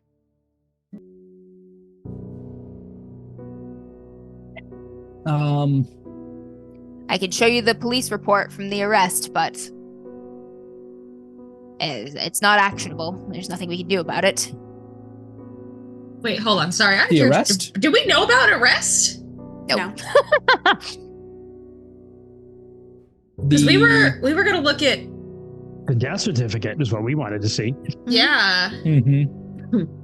Well, we saw the death certificate slightly, right? No, I don't believe so. We saw the death information for the yes, husband. you were going to look for it Oh. if you found the death certificate for the So husband. we found Yes. that. So this Gotcha. is more, so this is really what we were looking for here is we were This- trying to find out what sort of shady shit went on that the cops weren't talking about in the neighborhood, and here we go. Correct. Yep. Yeah. Gotcha. Yeah, I mean, we have some other information that may we may find a lead when we see the arrest report. He's like, all right. Should probably just leave it on top of the pile at this point. He walks into the back room and he comes out with a file for you, and he's like, lad was drunk. Put him in the cell for him to dry out overnight. In the morning, Miss Danville came to fetch him, and off they went. And he hands you the report. He's like, told the sister the same. She wasn't satisfied, though. I have a police report to read to you. Uh-huh. Coming round the corner into the high street, I observed a young man riding a bicycle in the direction of the station. He appeared drunk and evidently had great difficulty controlling the machine, falling off it 3 times as I approached him. He did not seem to hear my challenge to stop and was unable to account for the ownership of the bicycle, saying at first that he had borrowed it from a friend, and when unable to give the name of this friend, that he had found it leaning against a wall. When I asked where he was going, he replied that he had to leave Hampstead immediately because his life was in danger. He declined to name the person who threatened him, saying only that she will find me. He repeated this several times, growing more agitated as he did so. I charged him that he was drunk, in charge of the conveyance. I charged him that he was drunk, in charge of the conveyance, and that I suspected him of having stolen it, and told him that he would spend the night in the cells at Hampstead Police Station and be questioned in the morning when he was sober. He seemed calmer after this and offered no resistance, although he asked if the cells were secure enough to keep him safe. Once at the police station, the young man identified himself as Martin Beddoes and gave his occupation as poet, and his address as Newford House, Gladstone Place, Hampstead. Owing to his condition, he was unable to give any further information, but Newford House is well known to local police as a residence occupied by a colony of artistic persons of various kinds, and the subject of regular complaints by its neighbors. The following morning, he received a visit from Miss Danville of Newford House, where he had been staying. He seemed afraid at first, but was calmer after the two had spoken together for a few minutes. Mrs. Danville said that the bicycle belonged to one of the other guests staying at her residence and offered to return it to its owner and pay any fines or damages. Mr. Beddoes left with her, apparently of his own accord, and the matter was closed. What is the date of the incident? The date of this incident is... It's about a month ago. Yeah, because he's been missing for a month.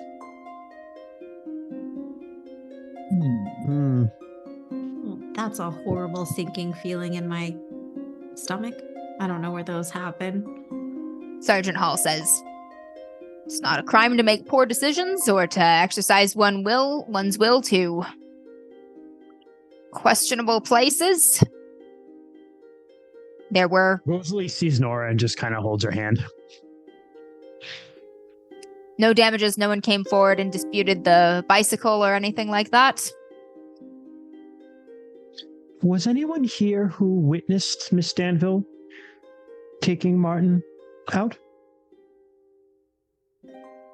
Or speaking He's like, with him? yes, I was working the desk that morning, actually, myself. Did he seem... How did he seem with her? I mean, he seems very apparent from the report, and what we've heard, he seemed very agitated, and now he seems to have calmed down. He was, but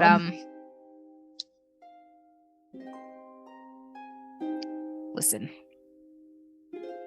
It's not a secret that I don't like the Hampstead house, and I really don't like Miss Danville. I think she's bad for the neighborhood. I think she's corrupting the youth. I think she's besmirching the sons and daughters of a lot of fine families. She has no business being here. She clearly has some hold over the youths, but again, not actionable unless somebody comes forward and presses charges for some sort of abuse. Right. I wish it were otherwise. I'd be the first one kicking the door in. But he did. He left of his own free will with her. He seemed very settled. Hey, first time chat. Mark Songs, welcome. Hi, welcome. Have there been any others that seem to have Arrested? fled Fled. the house in any dismay? Like maybe not to have been reportable, but just anyone who since what Folks come and go from the house often. They pack a few possessions. On patrol, I and my officers have seen numerous young folk packing bags into cabs and leaving. None suspicious, none in a state suspicious enough to warrant questioning. There's nothing else like the incident with Mr. Beddoes, if that's what you're asking. Nobody else has caused a disruption whilst being terrified or anything like that. The lad was very drunk. Okay. Usually when they're drunk, they're of the sort of yelling, screaming, making lewd gestures in public sort of persuasion. More of the jubilant nature. Yes. He was afraid.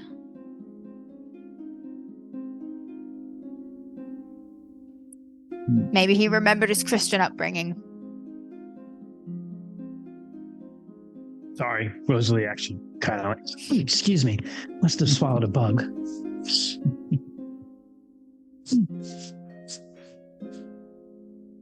Well,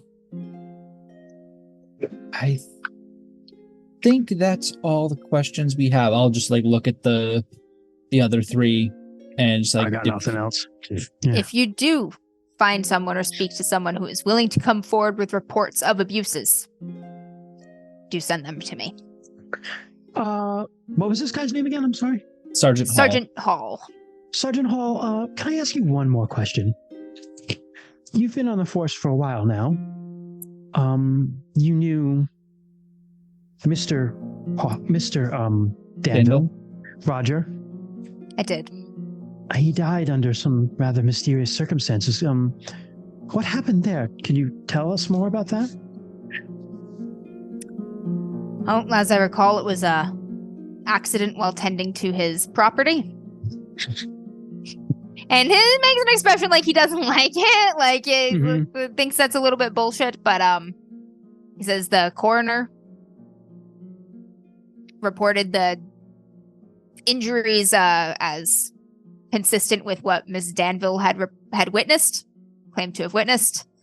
And was she the only witness? She was. Oh, how terrible to have seen her husband die. You know them both. How or find him. Right. How were they? Together, I mean. Oh, Roger was besotted.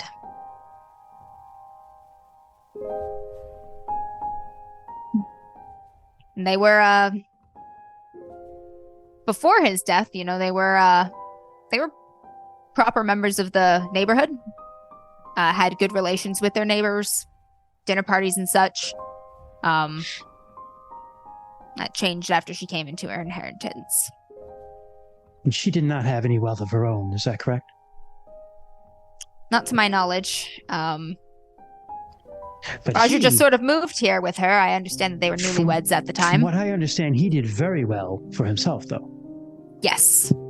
Even more so than his family. That is how I understand it as well from a few of the other folks in the neighborhood. All right, well, thank you. All right. Be careful. Don't go causing any more work for me or my lads. Oh, I wouldn't dream of it. Hadn't planned on it, don't worry.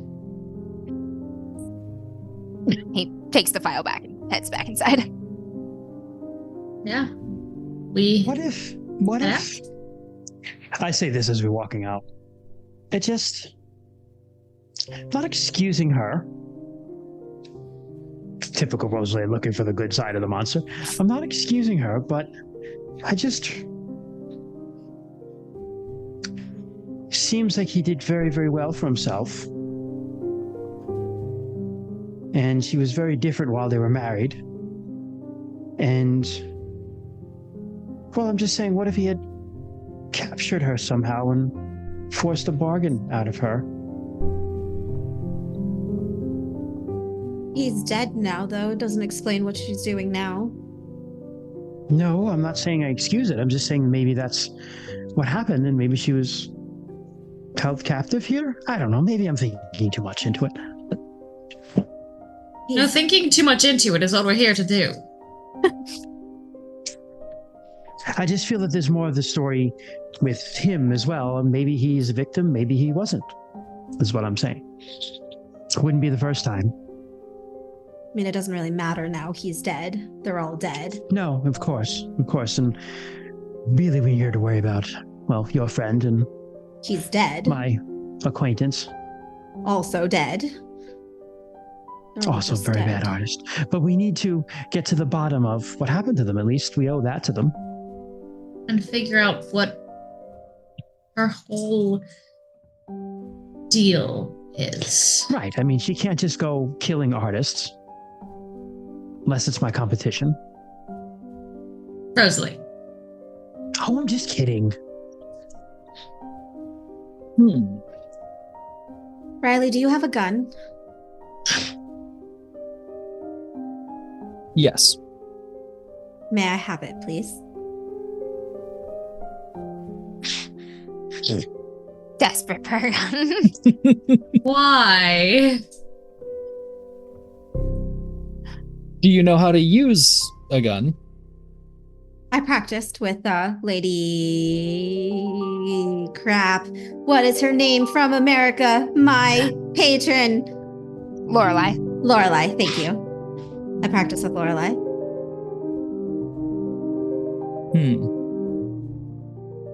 Lorelai is a very good shot. She is American. Yeehaw, motherfuckers. Yeah. Pew pew.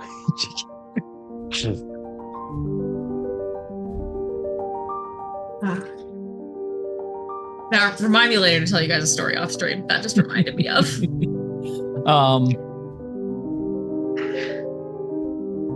Do you feel like you're going to need it to do something? Yes. Otherwise, I wouldn't ask.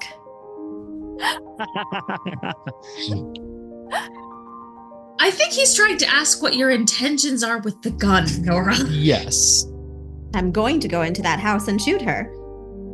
I'm going to hold on to it. Jumps from 0 to 50. That's maybe not immediately because I am going to the house. We might not even work, Nora. What? We might not even. Guns didn't work on old Mob. Also, if you walk And into you did see how little the guns worked against old Mog and what she did in the interim. Also, if you walk into a house and kill the owner, you will be arrested. Period. End of sentence. This isn't Brancombe in the middle of nowhere with a bunch of suspicious villagers who will hoard together in times of in remarkable we are times. also going into Hampstead Heath, a neighborhood filled with people who will hear a gunshot very clearly. Is that the worst thing? Do you I mean, want for to get you. arrested? I mean, that's on you. I'm going to the house. All right, but getting arrested isn't going to be the best. Why don't we No, just no, go I'm going and- to the house.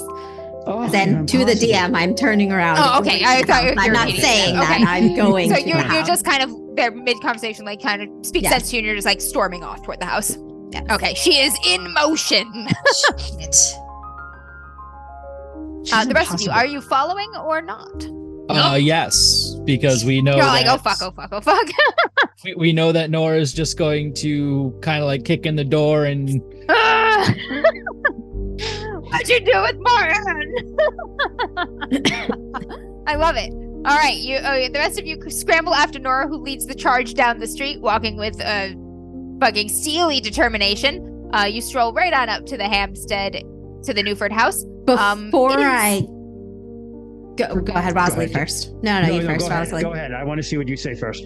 I'm not What you say. saying anything. I guess I will. I'm saying something, but you're saying me as Jess. I'm saying something.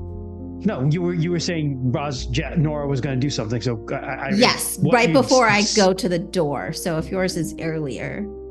I was going to see what you did because I'm probably going to drop off from the pack and kind of try to stealth around. Okay. Before I get to the door, I am sticking my hand into my bag and I'm going to ask him a question. Oh, is it? Would you like to message me the question? Or do you want to do it out loud and people just don't know that it happened?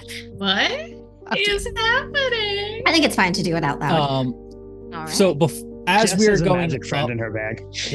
as we're going up to the house, Riley's actually going to take another look around Hampstead Heath as we're gunning towards Newford House. Okay, so you're looking around the neighborhood and whatnot? Yes. I'm It is, looking at particularly like the houses of the neighbors. I'm looking at kind of like how like their whole places are set up. Comparing like maintenance, the style of the structures, how close they are together, that sort of thing. I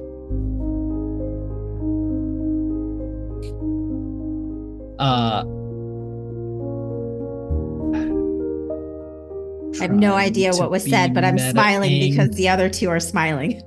So gunning Doc made a towards pun. Hampstead Keith, really.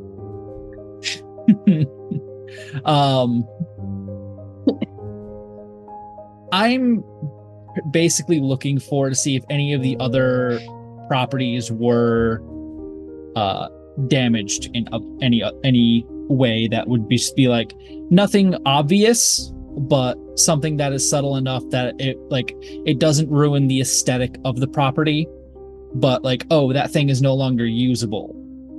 Okay. All right, so that's easy enough. We'll start with Riley. Riley, you're walking around, you're paying attention to the neighborhood and whatnot. It is the evening now, time that respectable folks are likely having dinner.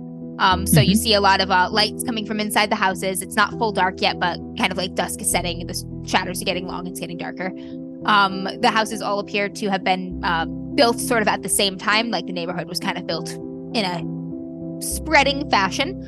They're all of similar size and style. Everybody here is about the same class and about the same amount of money, at least from their property, including like the Newford house. You don't notice anything that is obviously or suspiciously damaged in any way. Like you'll notice maybe the tine on somebody's fence is bent or something here or there like that. Nothing that jumps out, or like nothing like claw marks, nothing suspicious looking. There's the occasional little thing where you see, oh, they have not yet tended to that. A bent fence rung, or a cobblestone that is like a little that's come loose in a path or something like that. The horror. But nothing that seems obvious or significant to you in any way as you're comparing it.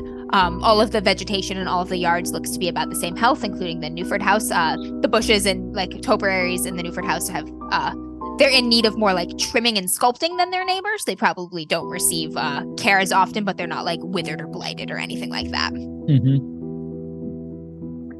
Okay. Nora, you charge up to the front door or back door of the front house? door. Imagine she just goes around back. Yeah, front door. I have like Rosalie's cross necklace kind of wrapped around my wrist, one hand as like a bracelet with like the cross kind of dangling. I'll stick my other hand into my bag and feel it kind of wind up my arm and kind of prick a little. And I will just say to him that I have to find him. Even if it's just his body, I have to find him and find out what had happened. Can you make me look like him? Oh, shit. And I'll let him kind of crawl up my arm and toward my back. It has been so long since you have used those powers. I have forgotten the powers that you have selected. It's just illusion, so I can just do illusionary stuff. Excellent. And I have also forgotten if you need to roll to activate the powers or if they just work. I have also forgotten if... Let me take a look here. I have to go into the other book for this. What the fuck is happening? If I... Everybody's like, oh, secrets! I have also forgotten. No, I remember this while I was getting my face stomped into the church. There was like I wasn't there. Yeah. This is new for me. This is new for Cecilia. I'm stoked. Give me weird magic shit. Cecilia might be the only one who sees kind of something underneath my dress kind of crawling up. She does have like decent observation. Yes, you have 8 dice in your pool. You must roll a success to activate. Oh no. Is this just gonna happen like right in front of us? Is this mental or physical? Probably mental, right? So that's one less. It's probably mental. What do you, oh, because of your thing? Yeah, because I have a, what's it called? A condition. Yeah, we'll say that. It's It's probably mental. I have one success. One success. Thank God the rest are ones and twos. Thank God they don't matter.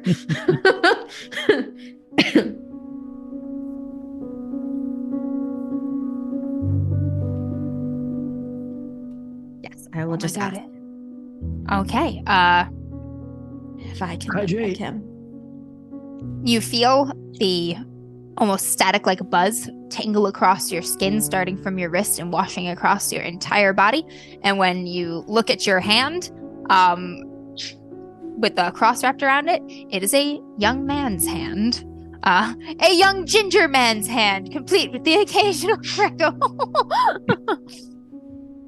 Those of you, yes, those of you behind Nora see her just sort of like shimmer for a moment, and she is a young redheaded man, complete in the kind of attire of a well-to-do middle-class gentleman.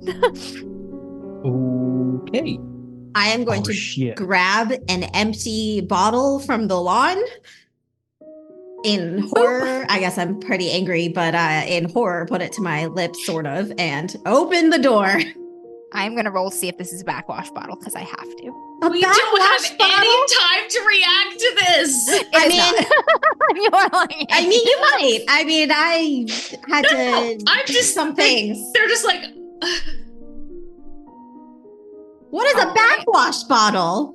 People like spit in a bottle sometimes, like like bottles. wrestlers and stuff like that. Yeah. People chewing tobacco. People just even people who don't chew tobacco. I don't know why. There were a lot of like backwash cans and like cigarette cans too, like ashtray cans. Like You rolled to give me a backwash bottle. Oh my God! I'm already putting an empty, disgusting. Please make it an ash bottle. That'd be so funny. You just drink watered ash. I'm angry enough. I just grab whatever empty bottle is there on the lawn. It can be an ash bottle. Throwing open the door. And you open the door. Yeah, the bottle isn't for drinking. It's for smashing. Mm-hmm. The house is... I was going to do that. And I'm not going to yeet off yet, because this is interesting. The house is alive right now. There are people talking and moving about. There's the smell of like food and smoke and sweat and like perfumes and stuff. You're hit with that aroma that Rosalie had walked into. I'll give everybody else a chance to react now.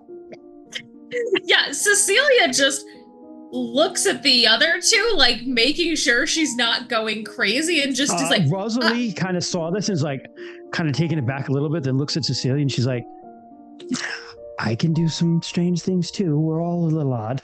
And I'm gonna follow her in.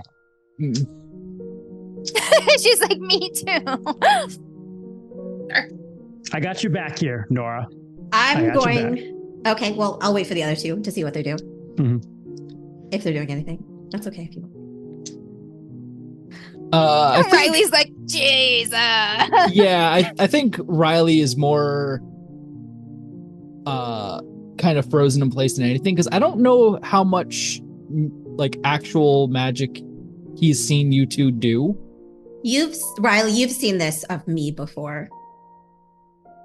Not changing my appearance. Yeah, it had the magic that he's seen you use before had plausible deniability as part of a stage performance. Correct. So it was done in such a way that it was extraordinary, but it was this far over the line of plausible extraordinary, you know? Yeah. And I am a magician after all. Rosalie saw, and she could have just thought she was hallucinating it because old Mog was beating her head against the church floor, but she did see a little girl trying to run around and like distract old Mog while she was getting her ass kicked. And I'm going to say that she probably thought she was just seeing things because her head was like bouncing off the floor. A ghost of one of her victims or something. It was little Anne. Yeah, it was little Anne from the... It was little Anne, yeah. From the little town. Cecilia just like momentary panic and then just quickly follows in. Just be ready for anything. I am going to throw my arm around Rosalie, pretending I am drunk, and just hold up my bottle and say, friends, I'm back. Rosalie, okay, I know exactly what I'm going to do. Rosalie is going to start singing.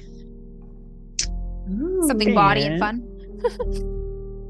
This particular song, which I think probably only Nora has heard me sing before. So she starts singing, "Thrill with lissom lust of light, O man, my man, come careening out of night, O Pan, yo Pan, yo Pan, yo Pan, come over the sea, from Sicily, from Arcady, roaming as Bacchus with fawns and pards, and nymphs and satyrs for thy gods, on a milk-white ass, come over the sea, to me, and I'm going to use my dance trollcraft to make these fuckers start dancing. So one of the things that this adventure does not offer guidance on is if the PCs kick in the door and just start slinging fucking magic. Because I haven't really gotten a chance to use it, and fuck it. Celia and Riley come running in behind, like, what the fuck is happening? There's a fucking revel in here if you get this right. Yup. And I have 8 dice for this, too. Nora So- / Martin is just going to give Rosalie a big kiss on the cheek. Mwah. She's Only brilliant. 1 success. Wow. But it's Out of 8 dice. one. But it's still 1. You could. But Push. it's one. You keep the I could 6 if you also- push. Oh, I could? You keep the 6 if you push. Right? Don't you? Oh, I could be wrong about that. I thought you keep the 6 when you push, but maybe that's a different game. That's you're thinking of mutant. You reroll. Damn all it, dice never mind, when you push. I reroll all reroll die. everything. Yeah. I'm going to keep the 1 because these, I really don't care. I don't think it's going to affect the person we're really here for. I just want Yes. everyone else To start we dancing. have a we have a reroll. We Let have the a reroll. party begin. We've been given more rerolls. We're up to 6 banked. All right. Mm, You what's guys gonna do it? saunter I'm on gonna- in like you're fresh What? off of Wait. a revel, bringing the revel home. And several of the artists that are in this room opens up into, I think, the reception room. Let me make sure here on me map. Rosalie, you're probably I do a pretty good performance, but Rosalie, you might be the only person who can feel that I'm shaking like a little bit. Yeah, because I'm holding you. Yeah. And I kind of squeeze you. I have to keep singing, but I just kind of squeeze your hand. Yep, this opens into the reception hall. So there's the fireplace. It is lit and crackling away, and there are artists kind of hanging about, and they were mingling and drinking and smoking and stuff. And then you come in and you start singing, and the ones who are already on their feet start like swaying, and they're like, "Hey!" And a couple of them like, "Holy shit, Martin!" like, Japan! yeah, one of them comes up to you and is just like, "Where have you been, man? People have been looking for you. Your sister came here. Holy fuck, is she a firecracker?" Gave everybody an earful. like, Hey, that's my sister. So are they like, hey, I mean it in the most complimentary way. That's they don't my really sister have you're choice talking to about. not dance? So basically question. with the 1 success, it's a contested roll. So some of them succeeded Gotcha. versus Gotcha. a 1, Okay. and a bunch of them did not. So there's a couple who stay seated, or they're swaying along, but you can tell it's like it's a little like off rhythm. They're dancing because they just like the song, sort of thing. Gotcha. But you do I'll have keep several of singing them caught up and in like, the dance. keep doing it. For and sure. Like, dancing and around. some of the ones caught up in the dance, they like go to somebody else who's also caught in, and they start like dancing with like a partner. They're swinging around and their feet are skipping. And the folks who like aren't swept up in it don't notice anything is wrong. Like, this is kind of, I mean, it's an artist, it's a decadent house. Like, they're just like, hey, like clapping along and shit. Hey, dance. Somebody picks up like a violin and starts to play. Oh, Nice. you know how it is. You find yourself from one party to the next, and before you know it, days have gone by, and the drug wears off, and I found my way back home. He's like, well, we're glad to have you. Does anyone look suspiciously surprised as I'm looking around for the people who do somewhat recognize Martin? Indeed. Make me an observation test. This is batshit. I love this, Jess.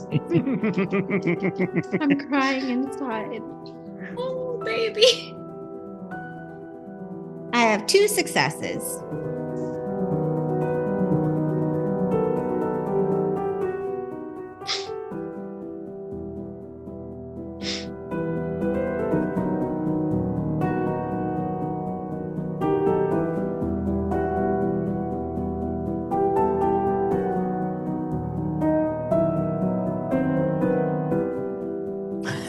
Okay, so it's this one.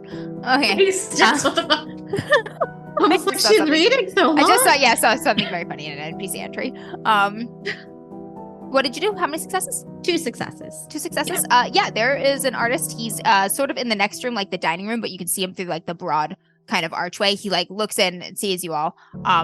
And most of the other artists have kind of reacted with like surprise and like, oh hey, like it's Martin, like genuinely surprised to see you, but also like not like a dead man just walked into the door, nothing like that. He doesn't smile. He doesn't laugh, he doesn't say anything. He just sort of like watches. But his reaction stands out as starkly different than everybody else's. What does he look like?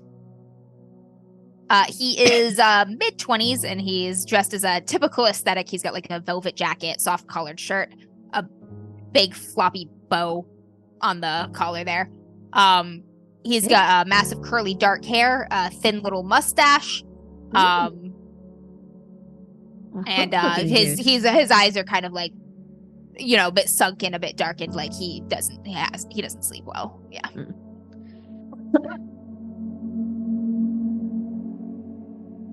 Yeah, I just kind of, I don't know. I'm just like, and I return home and I will move amongst the party and just. As you enter in, like one of the artists quickly puts a drink in your hand and is like, hey, throw that swill out.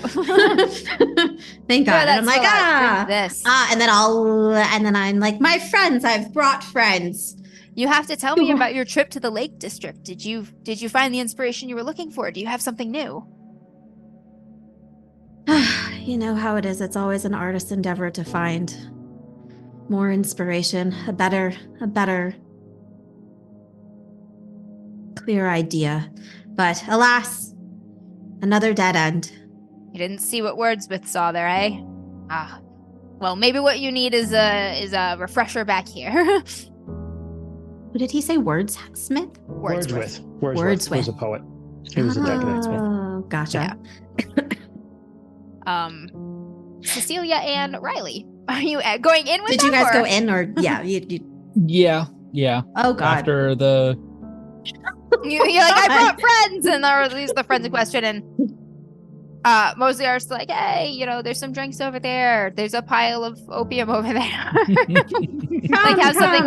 What do you do? What do you write? And then they'll let you like get like 3 words of a lie out if you're lying, and then they're like, but here's what I do. And they just start talking about themselves by and far the most part. Oh, they're new. Come, let's give them a tour of the house. He's like, well, they're gonna have to meet Kitty. Oh, of course. What was I thinking? I should also tell her that I'm back and give her my regards. it is very interesting. I'm thinking about it now. Like everyone in the group, I think, not counting Ronaldo, not has met, but actually has some sort of magic. No, artistic. Oh, artistic. Yeah. Type We're thing. all artists. Oh, that's true. Because like you're all like painter, writer, Performer. state performer. I also play the fiddle. And Riley is a not only a musician but a instrument maker. Oh, Yep. Yeah. That's right. This is a crew of artists. Yes. All right. As I dance around, I'm going to actually take the cross rosary that I had out of the bag and kind of just like put it over my neck if we're going to meet Kitty. Yes, of course. Of course, I should give Kitty my regards. What was I thinking? Where is she? She hasn't come down for the evening yet, but you know, she should be down any time now. I think dinner's almost done. She's upstairs in her room. No now. ham tonight, though. Don't ask. Don't need to. I saw the remains, carcass. I don't know what the right word is. I'm a poet. I should be better than this. It's getting better, isn't it? It's getting better with time. I think the maggots add a certain, je ne sais quoi. They really say something. The neighbors love it, I'm sure. Such a delight. Oh, fuck the neighbors, I say as I dance by. Fuck the neighbors. Honestly, it would improve their attitude, probably. Well, I don't want to be rude. I suppose I should go say hello to Kitty before dinner. The artist doing it just is like, all right, yeah. All right, I'm gonna make my way to the stairwell. I can't let her go alone. I know now it's like the whole thing of just like it's like let Jess go off and die. die and or kill, but because like we haven't like fully like committed. I don't know anything about Kitty. I don't think I can do anything to her. So the thing is, like, we haven't fully said, we don't know that yeah, she's like the cause either. Yeah, like she literally just could be an innocent rich woman who is grieving the death of her husband in a very weird way. And it just so happens that artists keep disappearing under her care. That's why I need to see her see my face. One of the artists comes up to you, Cecilia, and is like, "You're Cecilia Evans." Ooh, I am. She's like, "I read your novel." Recognition. And what did you think of it? I love it. It's inspired. Really. Writer and author of Long Past Dawn. There's a lot of talent. Yeah, there's a lot of talent in this house, but yours is something special. Thank you. A work falls into place when you have the right muse, you know? I know exactly. You should stay here sometime. Martin is right. This place is special. I might. And what's your name? I'm Julie. And what do you do? What's your forte? I'm a musician. Oh, what do you play? Harp. That's beautiful. You don't see too much of that. No, and it's very hard to travel with a harp act, honestly. I can only imagine. Kitty has been so generous here. I feel like I've grown a decade in the past 3 weeks. In a good way, I hope. Or aged a decade. Yes. People here are going to change the world. I can sincerely hope so. And then she starts to like chat with you about your book specifically, and she's like, "Okay, so this scene here." Yes! And she's oh my god! No, Cecilia she's like, "So this scene here." She will answer questions in her usual like vague Cecilia. Yeah, like way. I'm not gonna give any answers, but do keep asking questions because I love it. Yeah. She's like, "Oh my god, it's out of publication, but people are still talking about it." Yep. So Nora is heading up the stair. Interesting. You need to make it look like you know where you're going, even though you don't. Like, yes, I'm gonna go upstairs and see Kitty. Rosalie does, because Rosalie got a tour. Okay, there is a stairwell going up from the reception hall that you're in here. Those are the only stairs you can see from where you are. Is that where you're heading? Yeah. Nora? All right. So you head up those sweeping steps. May I interject for a second? Rosalie does know because she got a tour from the Dick artist. You got a tour of the downstairs. I think he only took you. Oh, that's right. He only took you around the downstairs. first floor. Yeah. Ah, bastard. All right. I'm going with her anyway. I am going to whisper to Rosalie, that man in the dining room who's peeking in here. Watch him. He knows something. I'll just look back and note his features. Easy enough. Though, actually, you would think easy enough, but there are a lot of pale, dark-eyed, thin, artisty types here in foppish clothes. All right. Are you still going with her, Rosalie, or are you staying behind to watch this guy now? I'm going to try to... Yes, I'm going to go with her. I'm just going to keep an eye to see if this guy follows or not. Yeah, exactly. Riley, what are you doing? Because this is Riley's first time in the house. Correct. You've only talked to gentlemen on the lawn who invited you to come inside and have some fun if it is to your taste.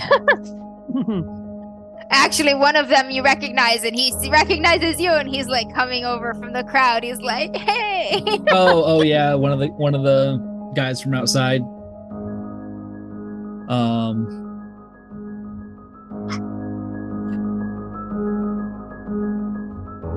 I think Riley is going to just kind of wander around the house and kind of observe, like take a look at things, see how things are, and see if anything catches his eye. All right, Riley, make an observation test. Nope. Vigilance test. Vigilance is the one I'm looking for here. Yes. Or I'll also take investigation, honestly, because you're now in a kind of investigating a scene thing. Either one is fine here. I would be more investigating than anything. So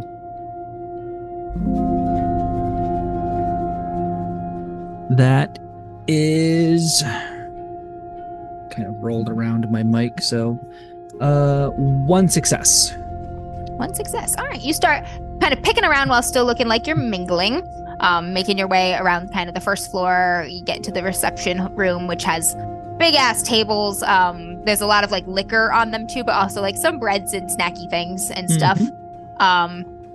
One of the things that you notice is a pile of portraits that are kind of paintings that are near the big bay windows there. One of them, they're kind of like haphazardly stacked, so one of them is kind of sticking halfway out from the pile, and Nora is in it. It's like on its side, and you can see like the top of her face, like it's Nora. I'll lift up to that painting and just kind of look at that painting. Fish it out. Portrait. It's not framed or anything. It's just on like raw stretched canvas. It's not as good as a lot of the other paintings that you've seen here. It's sort of broadly amateur with large strokes. Like the shading is not great and stuff. It's a little bit abstract looking, but it's definitely Nora. And it's she is standing on a stage. There's a red curtain behind her, like a lurid red curtain, and in front of her there's a young man. He's split in half and spread apart. So there are like connected entrails and veins and sinew and things just in this red web, and she has her hands tangled in them, and she's holding them up like a puppeteer. His mouth is open, blood is pouring from it, his eyes are wide with shock. She's in her stage gear, her white gloves stained red.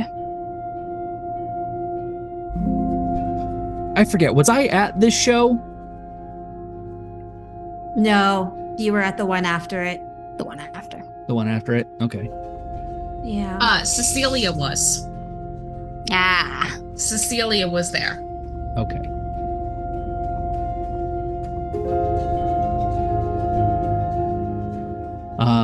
Okay. So like Riley has heard of this incident.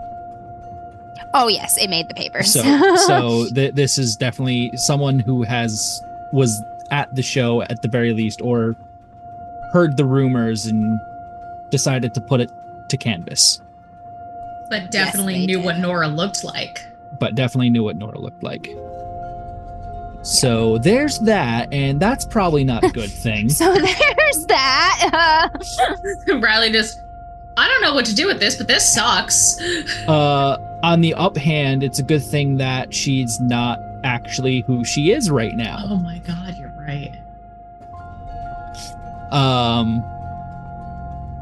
So putting this aside, I think Riley is going to I'll just tuck that aside. I'm gonna just like Put a pin in it. flip it over and just put it back down on the pile.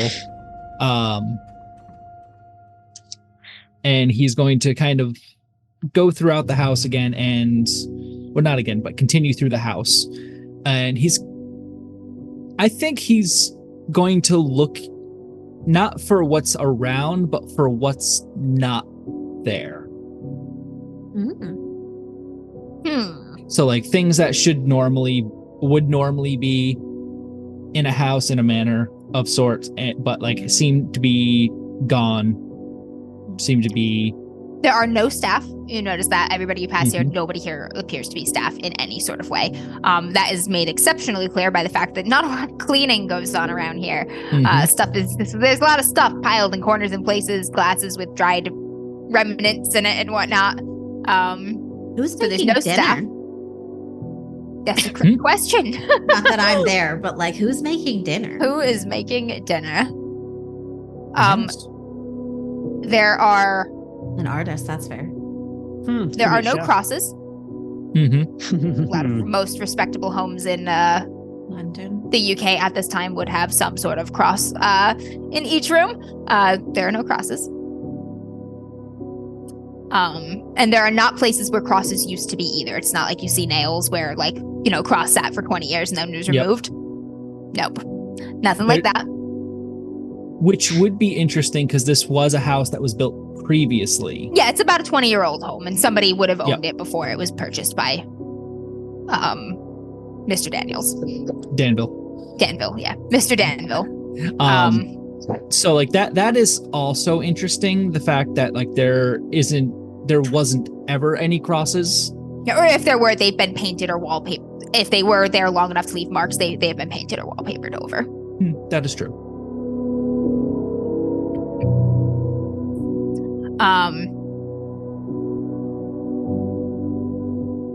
Yeah, there's not a lot of light or airflow. All of the windows are shut and all the curtains are thick and drawn. Yep. Yeah, that's kind of the things that stand out to you as you browse the first floor of things that are kind of like that would be in most normal homes that are not here. You know, it just occurred to me now, but when have we ever seen Kitty? Or has Kitty ever been seen? You have only seen her once when she came to the gallery. Which was what time of day? Night. It was evening. It was a night gallery. And when did she pick up what's his face from the jail? The jail? She did pick him up in the morning. Mm-hmm. Okay. Yep. Don't think she's a vampire. Or starting the report the did day. not specify, just that she arrived in the morning to pick him up. I see. You can infer it might have been earlier because the report stated that he would be questioned further in the morning when he sobered up, and that questioning had not occurred before he was picked up. But again, that's just an inference or assumption.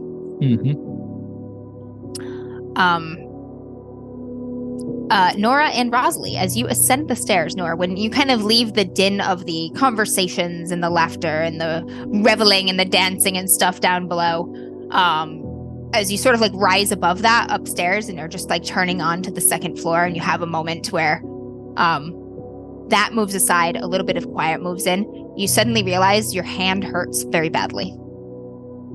Whose hand? Mine. Nora's. Okay. Mine.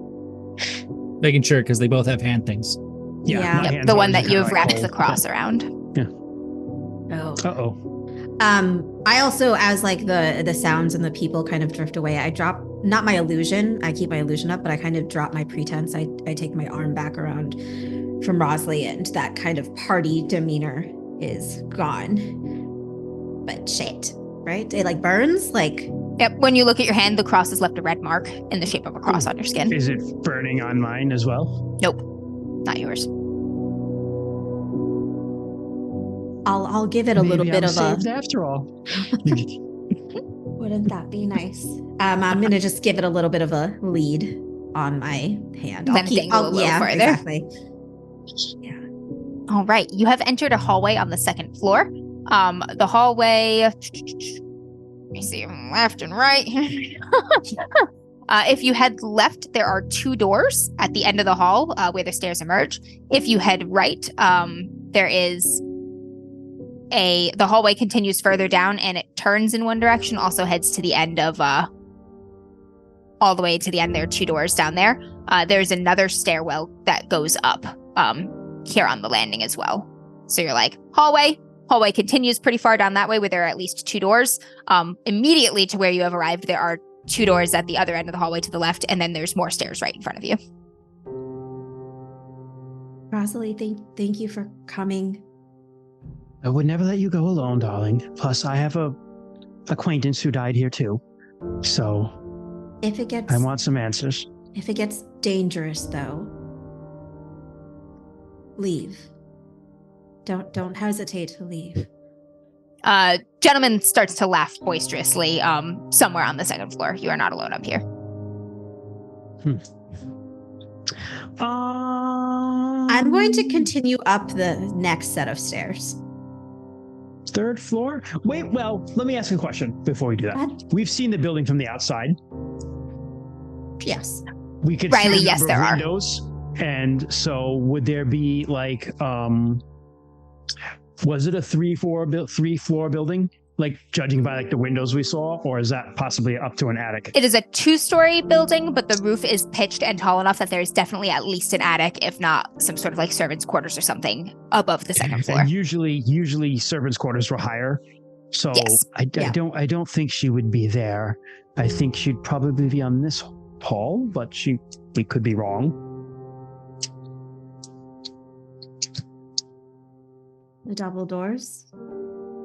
The big bedroom. Yeah, that's what I think. They are not double doors. They are 2 doors on opposite sides of the hallway facing each other. Oh, I Okay. see. Okay. Be Where did the careful, boys- One of them's the bathroom. With someone in it. Where did the boisterous laughter come from?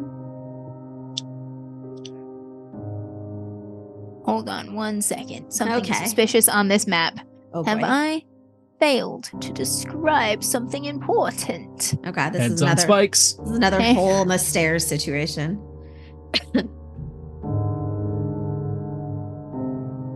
Or heads on spikes. What the fuck? Oh boy. Oh nope. Okay, I understand it now. We're good. I will say that there is a window over the stairs that overlooks the kind of awning on the front door, a big window. Just so you know that is there. That's the only window you can see on the second floor right now. Okay, well that's good.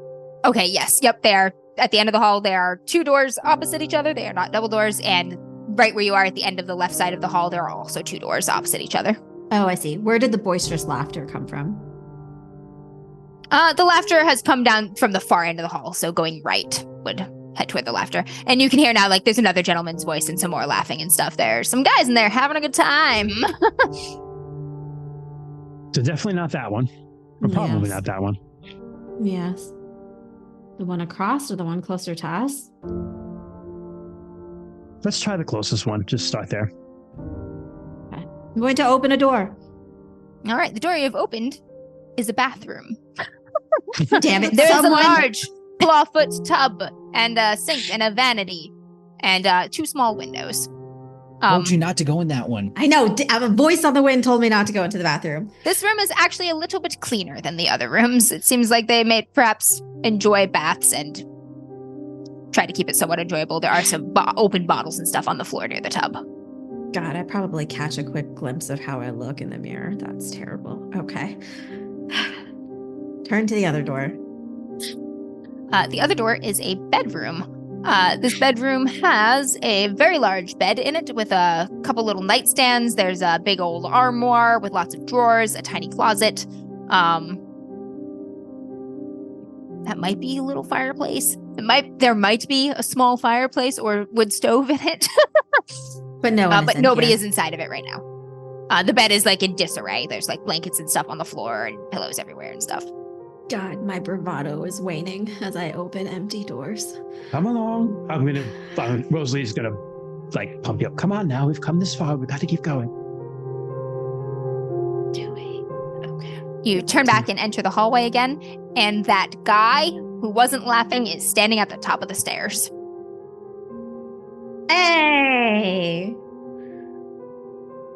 Wasn't laughing? Wait, the guy who was downstairs. Yes, the guy who Yeah, was the guy downstairs. that we was following. So Rosalie's just going to be like, Hey. Rosalie's going to be like, something wrong, love. You look like you've seen a ghost. He looks at you a moment, then he looks back at Martin, and he's like, Martin, I don't think you should be here. Why not? I live here. This is my home. Aren't I always welcome? Kitty's pretty upset about your disappearance. All the better that I'm back, right? You know how she can get.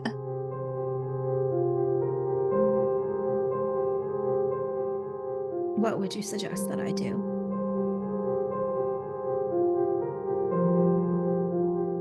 Leave, find another lake, write that poem. Why are you still here? I love her.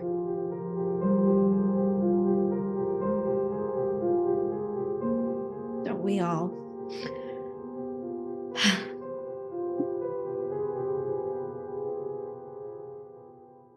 There are some people asking after you. Not just your sister. There's been some strangers coming through, and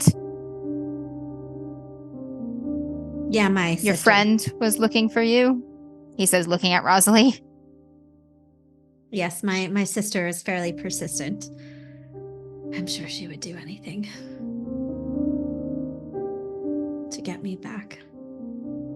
Thank you. I don't think Kitty will be happy to see you. I don't expect she'll be happy as well.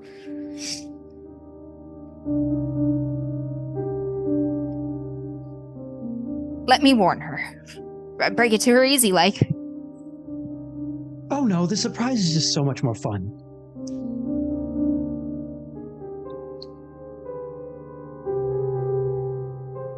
I can do this. It's all right. Thank you. He was like,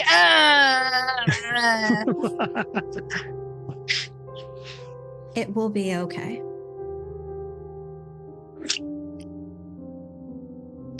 He turns and goes back down the stairs.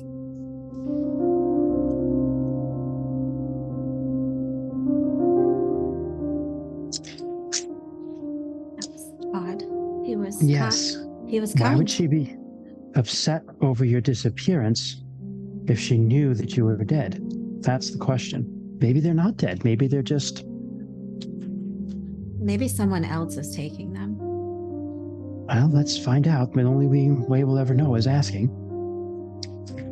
But it appears she has like an anger issue, maybe, or something. Possibly jealous.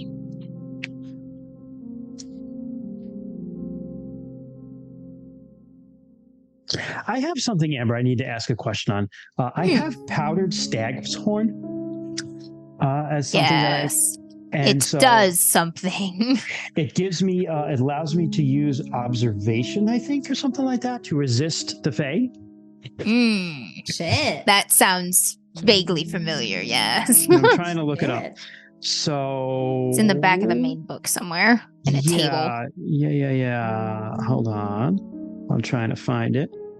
How, like, do you sprinkle that on yourselves? Do you snort it? Like, what the hell do you do with it? And you say, or like, I think you drink it. I think you consume it. I think you mix it with something and drink it. Oh. Like a is there concoction. enough for both Nora and I, were I to use it? I think there's more than one dose. I think it's like 3 or 4. Perfect. I vaguely remember. Is this the time though, Rosalie, you think? Can't hurt. I mean, you've only got so much of it. Oh, I can find some more. Besides, if it protects us, I'll find some wine and sprinkle some in. I have a drink too, yeah. Oh, yeah, I'll just sprinkle in. It's alcohol I'll though, sprinkle so Yeah, sprinkle it in there, and we'll just both like take a shot. Yeah. That's all. Perfect. Perfect. Ooh, I'm gonna need it actually, yes. Because I just think that she exercises control over people somehow, and this protects from that, and I think that that's something we need. Hopefully it works. That's right, the sergeant did say that The story. Martin's demeanor was kind of different. Yes. After she talked to him. I just feel that that's something we want to protect ourselves against. Look at you all. I don't have a plan, Rosalie.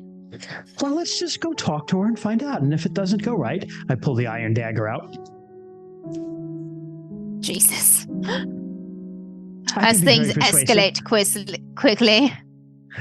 Just slides it back in. Okay, well, at least we have a weapon. No, thanks to Riley. He's not made for these sorts of things. I love Rosalie. Hold on, I'm.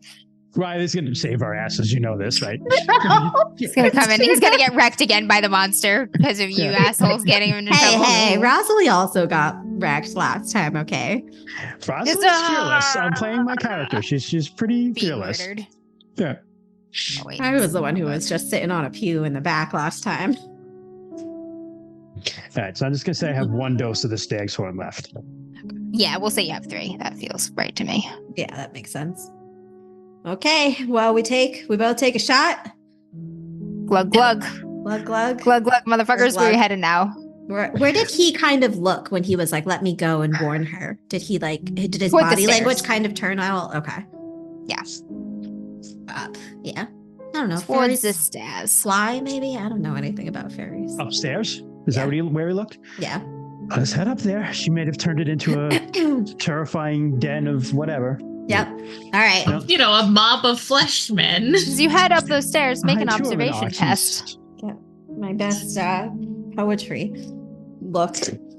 Wow. Observation or vigilance? I'm going to use a reroll.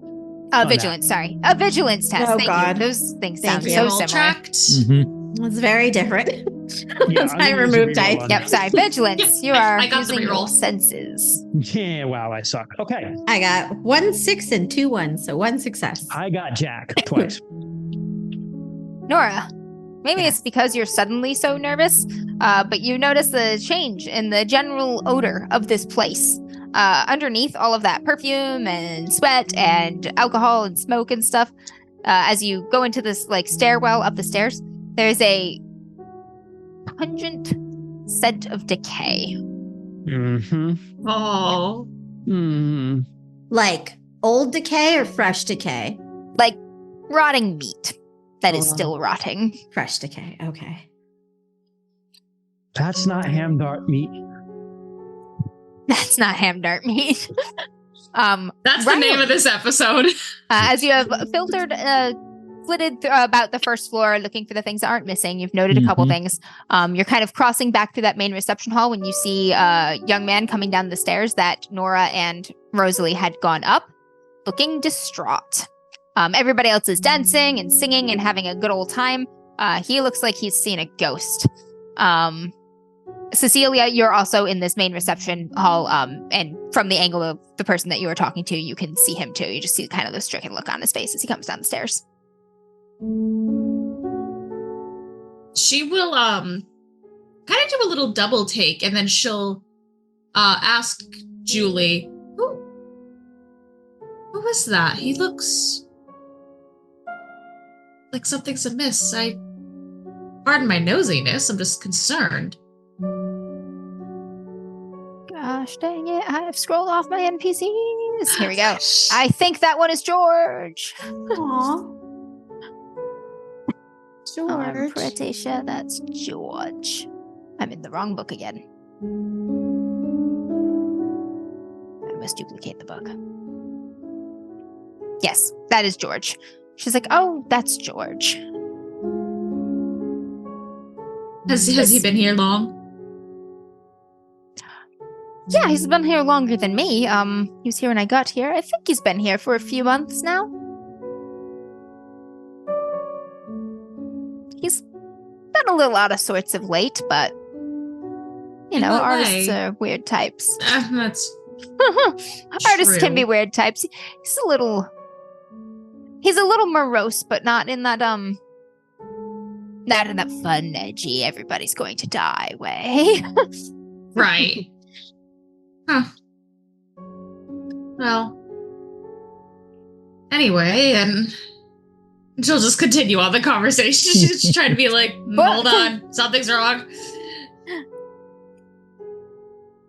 I will actually go up to the man who's come down the stairs now that we know as George, and I will just straight up ask. It's like you seem kind of sullen for the revelry at hand. You kind of look like you've seen a ghost. I'm just gonna come out and say it. Nice. He says, he laughs a little. He's like, not a ghost, just wasn't expecting to see Martin again. He sort of, just fucking ran off without saying goodbye to anyone. It's kind of shitty. I've only recently come to be acquainted with the Newford house here, but It kind of seems like that happens a lot.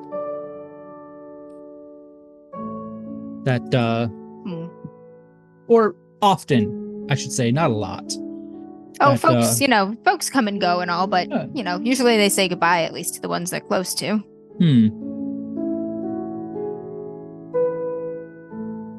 We are all colleagues, after all. But, that is he looks true. back up the stairs. Your friends, I don't really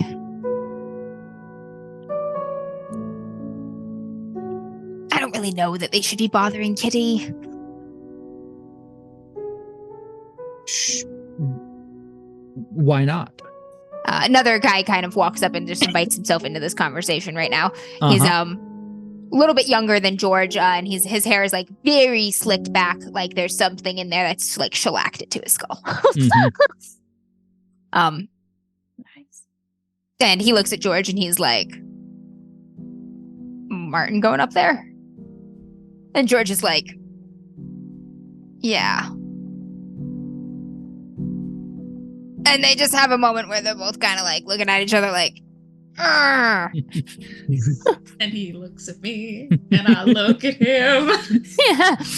And I'll ask again. It's like to the both of them. It's just like, why should Kitty not be disturbed right now? It seems like there's quite a party going on, and she gets headaches sometimes.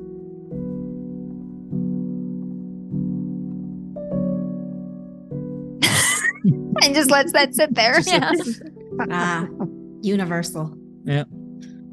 I was just like, well, I'll look up the stairs and it's like, I guess I'll. Both of them, they're usually more of the headstrong type. I'll go up and try to talk them out of it. Maybe when manipulation test, Riley. Yeah. I just have 2. Right.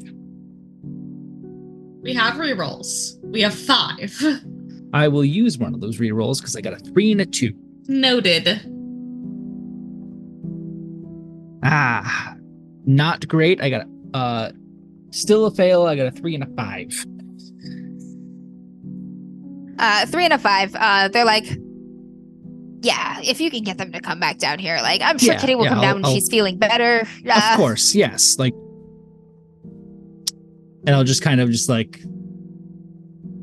go upstairs.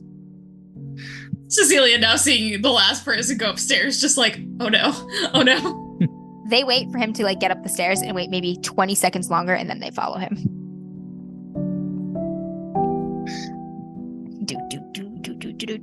All right, Nora and Rosalie, you are descending this stinky hallway. Yes. Or ascending this stinky hallway. That does not smell like smelly artist boy. There's a single closed door at the top of the stairs.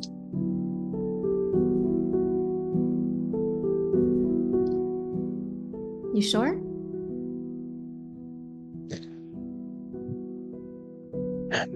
We need to know the truth. I do. I owe her that much. And I'll open the door. Just as you go to reach for the doorknob, it opens on its own. Well, and Kitty Danville is standing there. She takes up, it seems like almost the entire doorway. She's a very tall woman. She is dressed in a flowing green gown. Her hair is done up in kind of neat curls and whatnot. She has those striking dark eyes that you remember. They're just as you remember from that first time you met her. That pale face and those sharp cheekbones.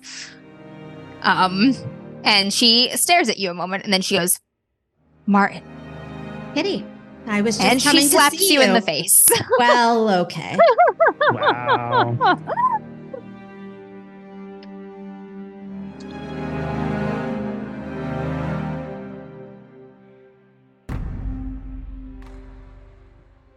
It's been a long time since I've fought in Vaesen. Yes, she slaps you and you can dodge if you would like. Or try to dodge. I I'm gonna let her slap me. That's okay. All right. She slaps you in the face. It is a hard slap, but it is not breaking your neck or jaw or anything. It does leave a fucking mark, though. Hmm. And she says, the police have been asking after you. Your sister. Strangers. I mean, I think that's what happens when someone runs off. Right, Kitty? And yet here you are. Not run off. I came back.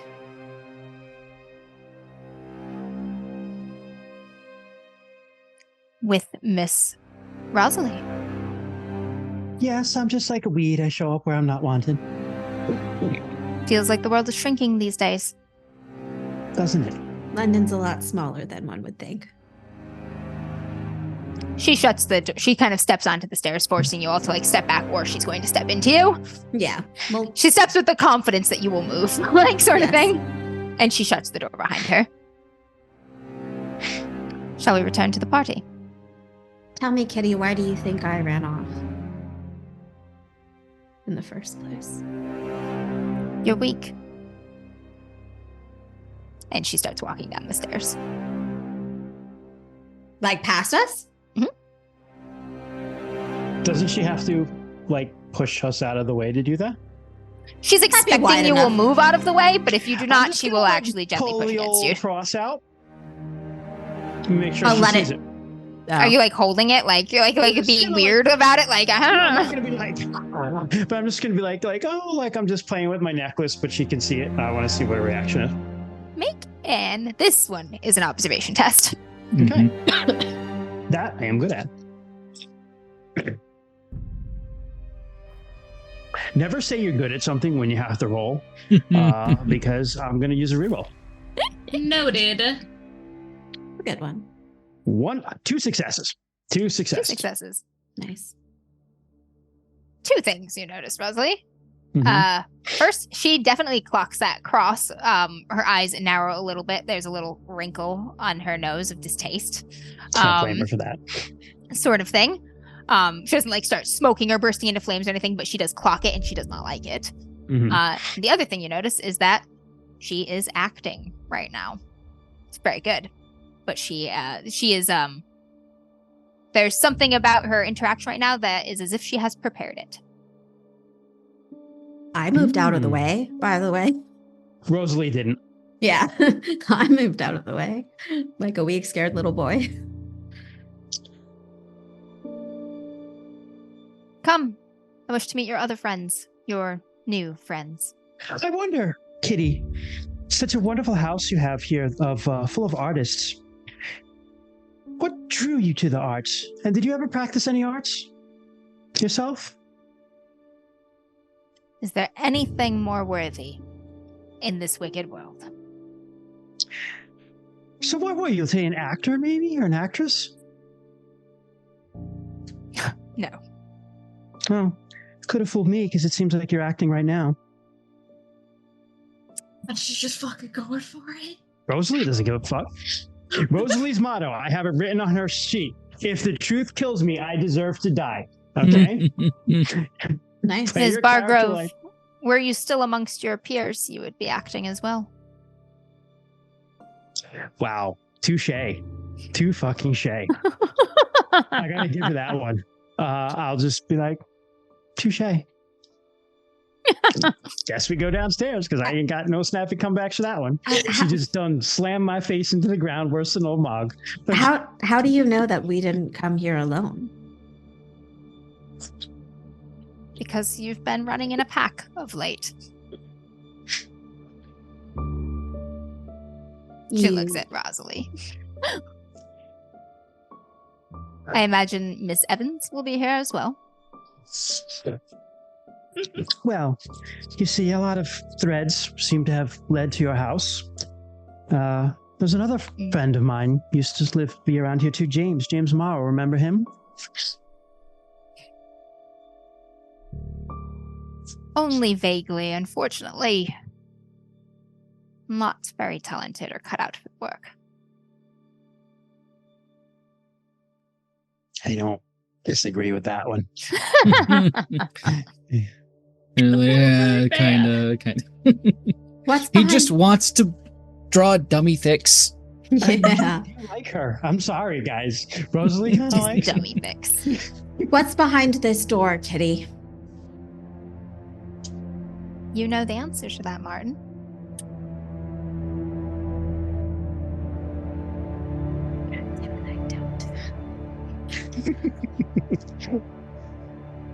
I'm going up the stairs. Ooh. You just gonna go and open the door? Yeah. Yeah, fuck it. Go At for this point, is Riley up the stairs with the two Yes, Riley. dudes Yes. behind This is a great him? time for Riley to Yeah. appear. For plot's sake, we'll say that you just kept going upstairs. Perhaps you detected the odor a little sooner. You have a good vigilance. Mm-hmm. And you kind of swing into the bottom of those stairs going up, and you see Nora is like mid-reach for the doorknob, and Rosalie is there, and Kitty's a few steps down from them, so they're not three of them crammed parallel on this very narrow staircase. Yep. But they're all up there, and Nora is in the process of doing something incredibly stupid. As Martin is in the process of doing something incredibly stupid. I mean, we're not smart enough to solve the mystery, so this is the second next best thing. I have to find out Martin. what happened to Martin. Rosalie, you're going to make a saving throw. Not Rosalie, Nora. Nora. Okay. What is a saving throw? It's not called a saving throw in this game. It's an opposed test. You're resisting something with something. Okay. So not a fear Hold on. roll. No, it is not a fear roll. Not yet. Okay. When you open that door, it probably will be. That's fair. Not yet. I Where need is to my find thing? Martin. I need to tell Amelia something. Anything. Yeah, she is. I don't know she's acting. Thing. Fuck, I hate that I have to go through multiple books in order to do things.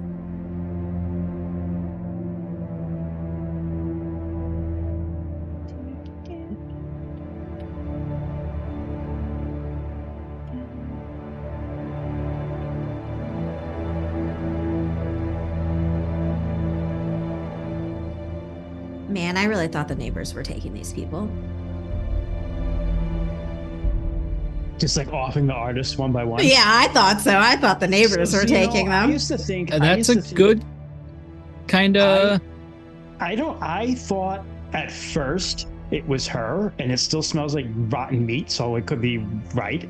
But now I'm wondering if like she's just brokering deals with like other. I don't know. I mean, I'm thinking too much into it. Yeah, no, Nora? I've got. You are going to roll observation.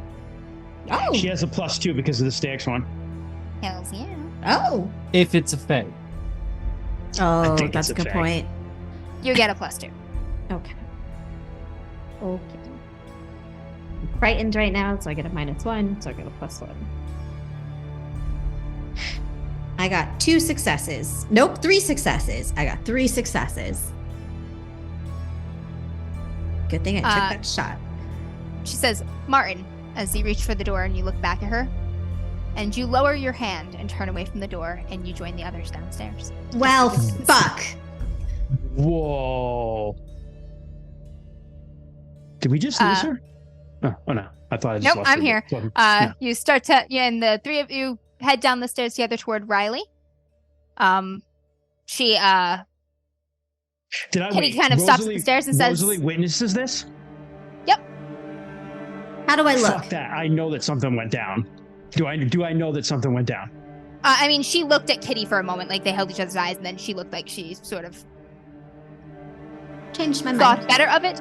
You are free to feel suspicious of it if you would like. It's possible, but there's nothing super obviously suspicious. Just that, she was pretty gung-ho kicking the door. Fuck She stared at that. Kitty for a Yeah, moment and then did not open Rosalie it. knows Nora and knows that would not stop her. I don't know. I'm pretty yeah, scared. I'm actually just gonna stick the cross in her face right now. I'd be like, whatever you did, let her go.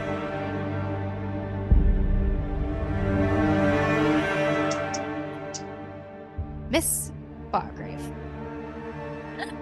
She says, I am rather a fan of your work, so I would prefer not to create a hostile environment together.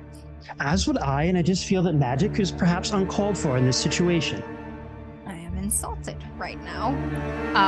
I'm gonna have you make an observation test. You can have an extra +1 right now to yours. That means I have +3. fostered, which gives me +2. I drank the stag's horn, which gives me another +2, and I have that, so that's +5 to something I'm already really good at because it's an observation test, right? Yes, It is. I have 11 dice on this, guys. Jesus damn. Christ, dude. Wait, let me make sure I'm doing this right. 6, yeah, 11. Oh my god. 3 successes. Oh no. I mean, it's opposed, to be fair, right? That is enough. You feel the force of her will kind of press against yours. And you see, you note that kind of tightness in her jaw as she speaks, looking at you beyond the point of the cross. But it does not overpower you or roll you under. You are still yourself. Rosalie kind of stares right back in her face. Because what did she say? She said she's insulted, right? Yes.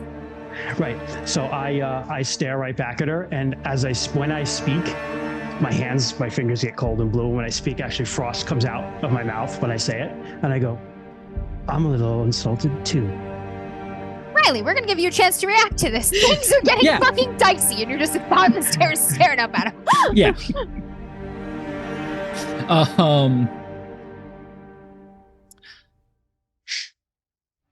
Shit.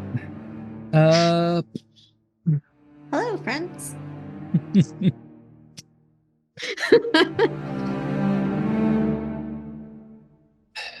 I don't want to open any doors. Riley definitely knows Party sounds great. Let's go to the party. Yeah. that. Oh boy, this is bad. And what can Riley do? What do you mean? This is What great. should Riley do? I mean, we're talking. We're not stabbing yet. Yeah. So Yeah. We're not stabbing yet. I had a handprint No, on my no, face. no. Okay. You guys are stabbing, just not physically. Variable stabs.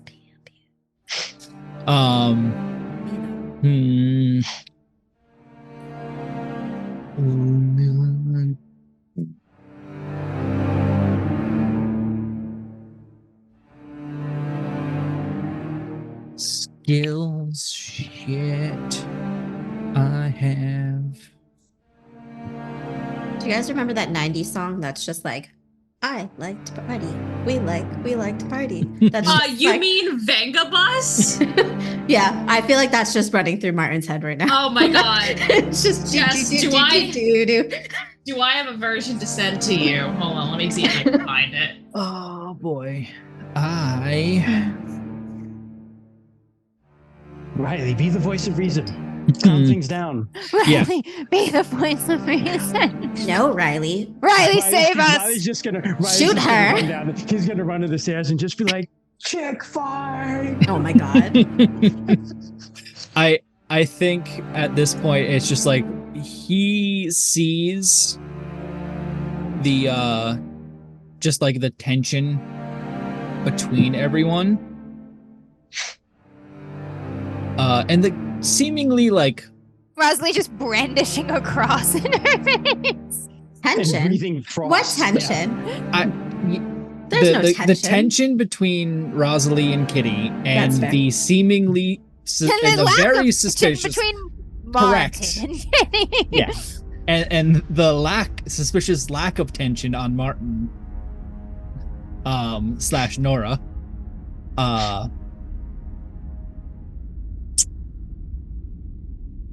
I think Riley's just gonna kind of like say, would I get a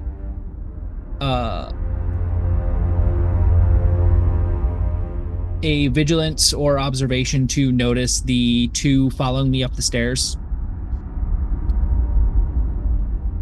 Yeah, go ahead and make a vigilance, actually. You can certainly probably hear them coming. That's right, they're only like seconds behind you. 10, 12 seconds. I got 1 success. All right, we'll say that at this time you do hear footsteps coming up the stairwell below this one. Right. And I will say out loud, knowing that there are people following me upstairs and probably can assume that it's the two that were just at the bottom of the stairs. I'll just say it's like, oh, it looks like you two had gone and bothered the Lady of the house? lady of the house. Maybe, and I will look to Kitty, maybe we can have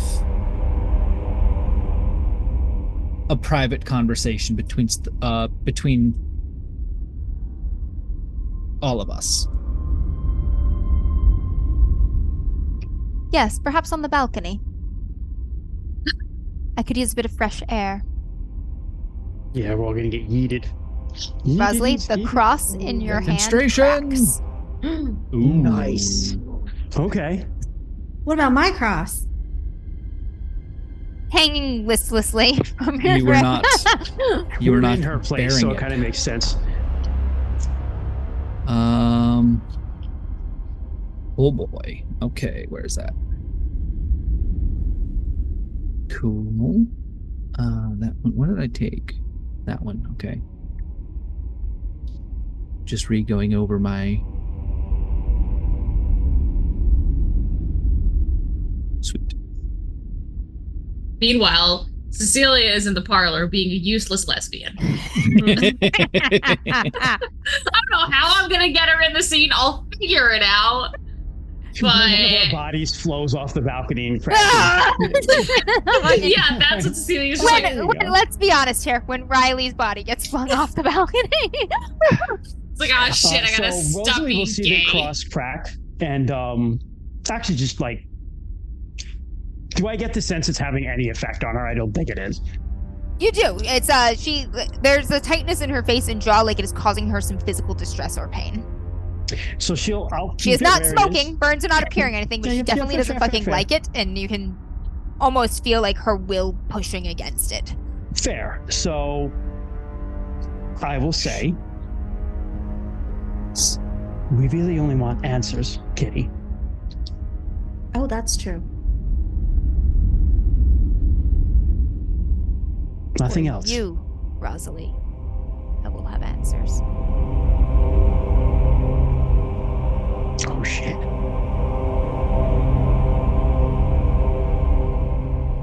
She looks at the others. Martin, They just show Riley to the parlor. Get him a drink. Do I still do that? Yep. You head down the stairs. You're like, come on, Riley, let's get a drink. Riley, you are not under any effect. You're like, you see all of this. Yeah. They act still of your own free will. Yeah. Rub my arm over your shoulder.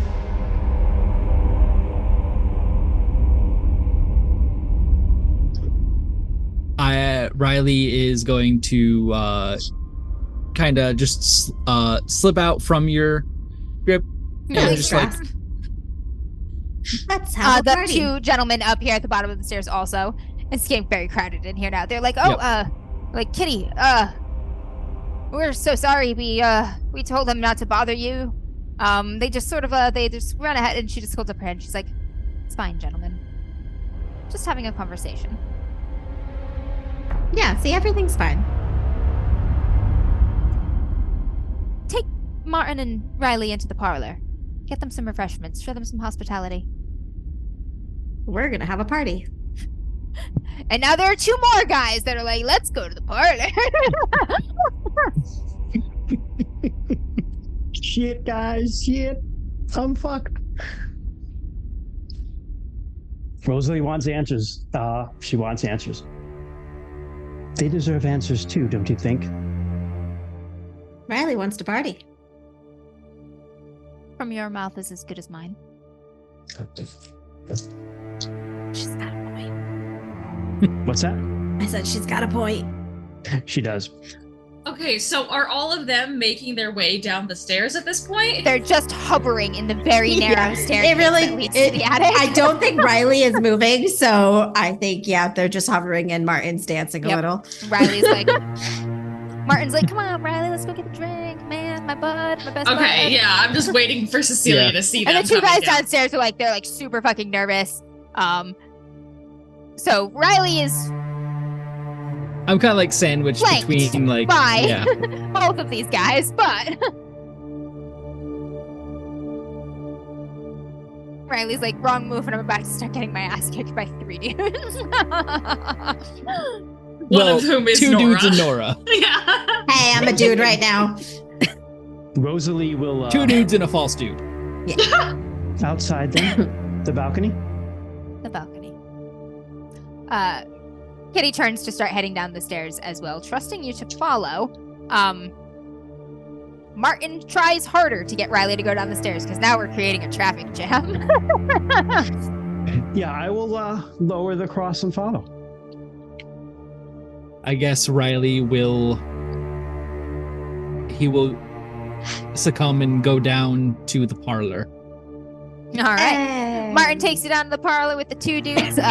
You are still well positioned, Cecilia, to see the 4 of them emerge. Yeah, she'll try and Riley, catch how's Riley's your face eyes right now? Martin looks like, yeah, with buds again, and the other 2 dudes still look worried, and Riley looks... Riley is... He looks hesitant as we're coming down the stairs. He's kind of looking... when Kitty and Rosalie come down the stairs, which way do they turn? They turn off on the...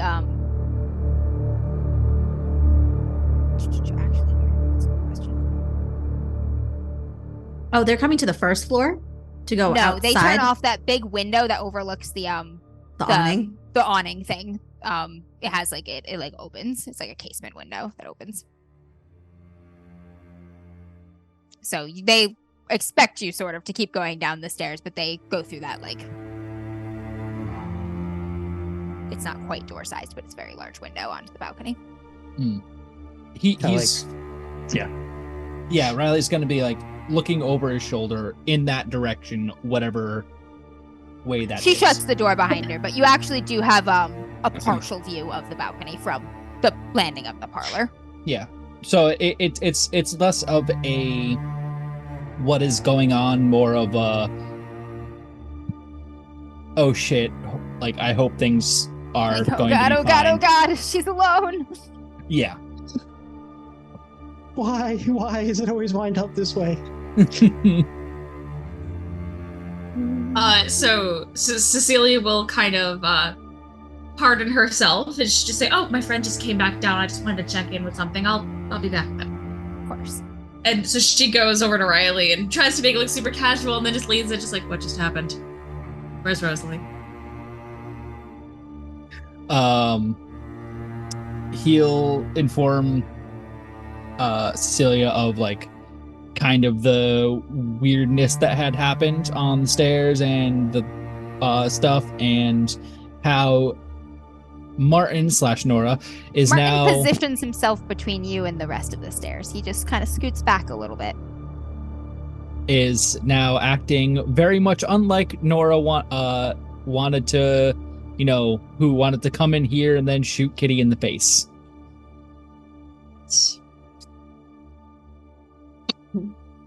So The party does one of those things where there's a sudden and unexpected lull in the conversation, and then shoot Kitty in the face is So- very loud. That was not actually said.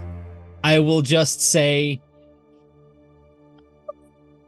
For a second, then everybody looks at Riley. no. So Huh. this was Kent paraphrasing. Got you. Okay. Fair. Yes. Nora's different. Nora's different. Nora was all gung-ho about the party. yes, and very adamant about meeting Kitty. And now Riley looks over at Martin, no longer seems to want to.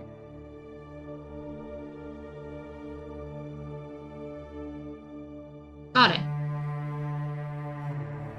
And Rosalie is now having a conversation with her on the balcony.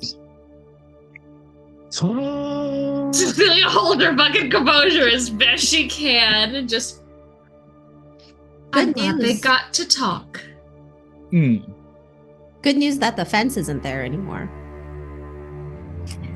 I can just The pointy put my part back is, on the yeah. bricks. Yeah. That's fine. Just a second dive. Amber, you said the house is pretty big, right? Oh, the house is, yeah, it's a decent size. Okay. Cecilia is going to pardon herself to the restroom and go see if there's another set of stairs to lead up. Ooh, this map again.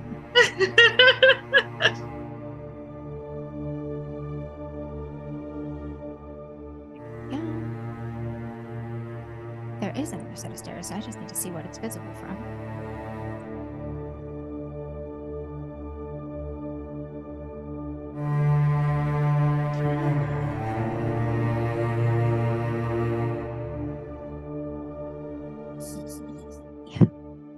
That's not good. Jeez.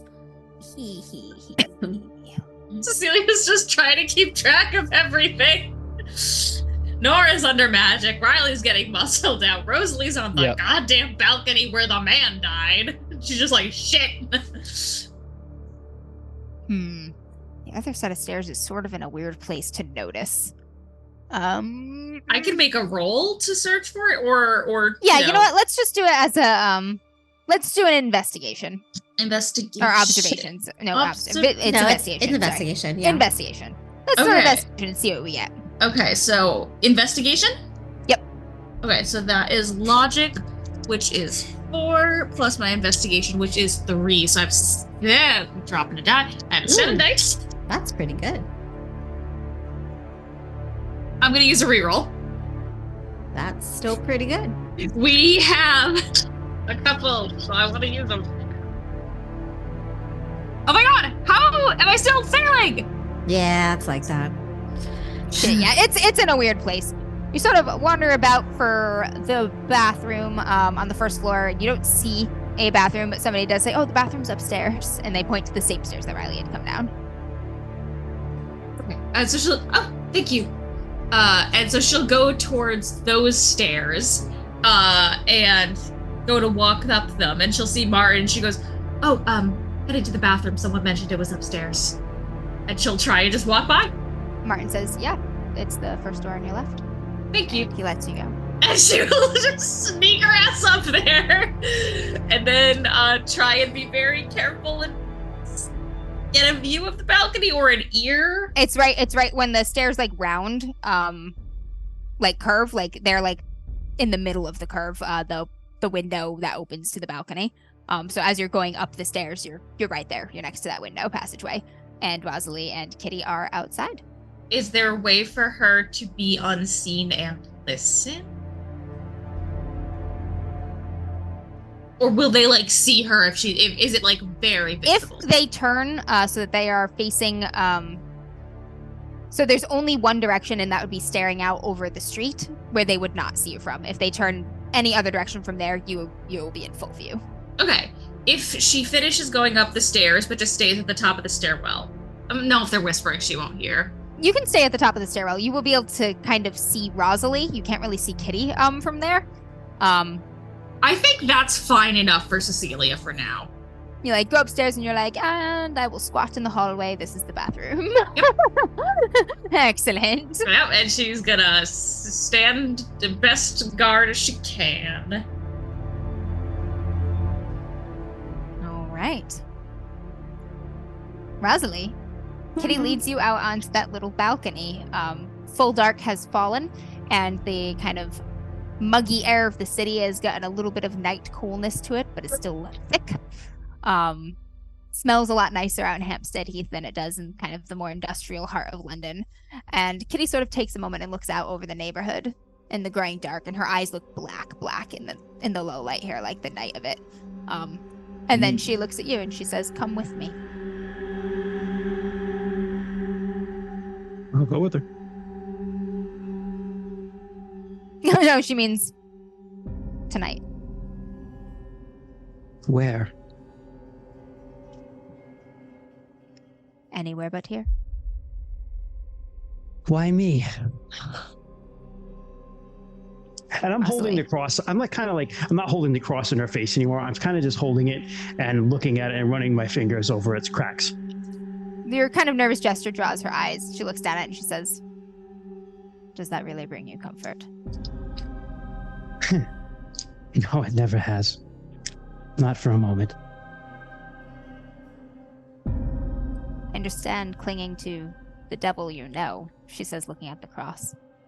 But I could show you others. I didn't bring it here because I'm clinging to anything that it can offer me. I bought it for protection. I don't even think it works. I look at her and I say, I haven't felt safe since I was 11 years old. And it's given you such a lovely edge. She reaches out to touch your chin. I'll let her. She just sort of lifts your face a little. Kind of flex my hands and I go, it's not quite all it's given me. And my achy, cold hands. A little bit of, I always have that whiteness like Raynaud's or frostbite in them. It has become clear tonight that, in part thanks to your friends, my time here is done. I am leaving. What? You should come with me. What? Your husband, you killed him. I'm assuming. All men die. I would be a hypocrite to hold it against you. I've done that a couple times myself. And the others, the artists, I just need to know what was it? What were you looking for? What were you taking from them? Where did they go? Her expression softens a little bit, almost looking gentle, and she says, again, all men die. But not where I would take you. I don't even remember it the last time I was there. It has been a while for me as well.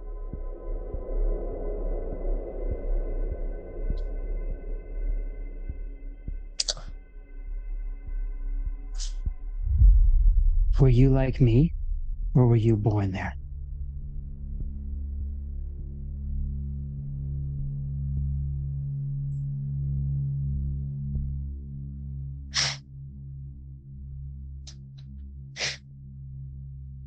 Honestly, I no longer remember memory from stories I tell myself. I know what I am. That is enough for me. And what are you?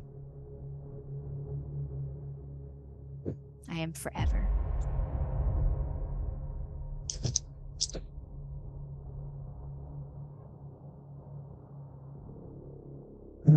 So many questions.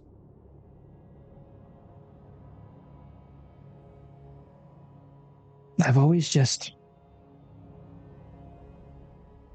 since then and all the trouble I had afterwards with father and everything else in this world, I wanted to know why. Why me? Why Riley's boy? All men die, but they are not all the same.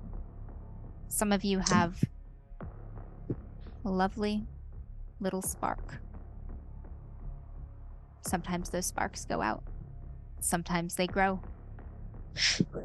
Sometimes they just need a little tending. There is something in you, Rosalie, that is worth saving. The rest here, 1 in 20, 1 in 30, has maybe something.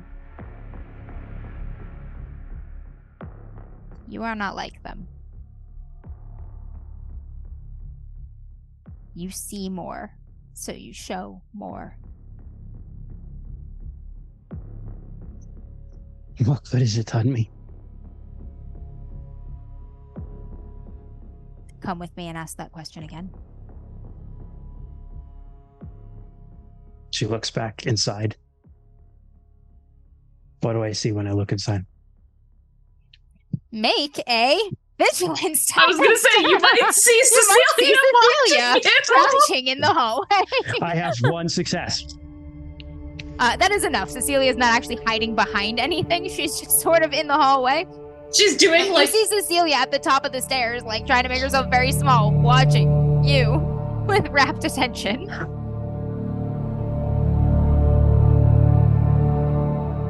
And if I go with you, what do I find? What do I learn? You find yourself.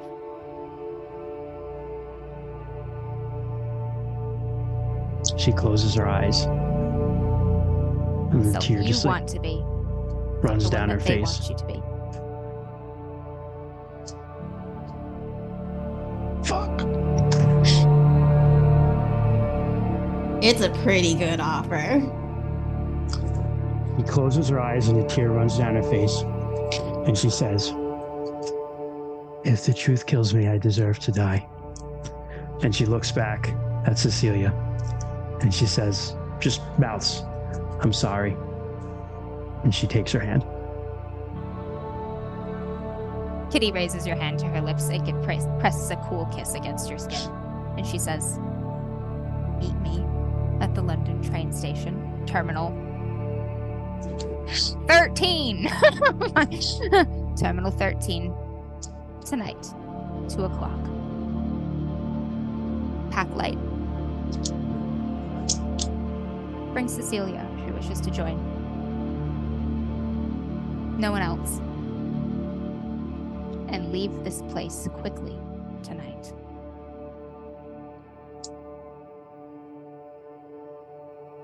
And then she sort of steps back from the balcony and she steps off the balcony.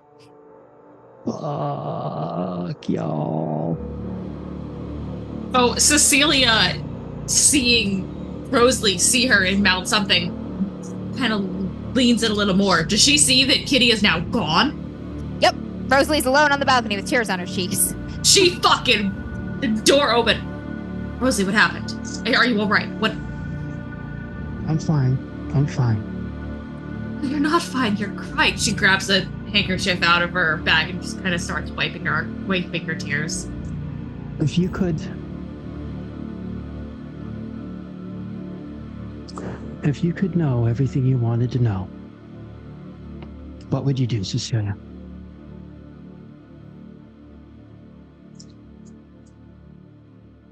I don't understand. If you had the chance to have all your questions answered,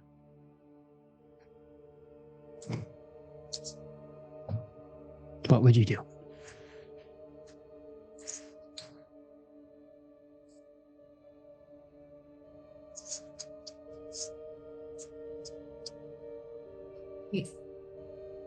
No, my life has revolved around one central question recently, but it's not a...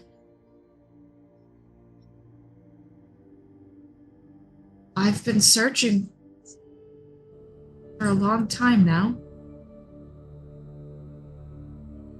But I don't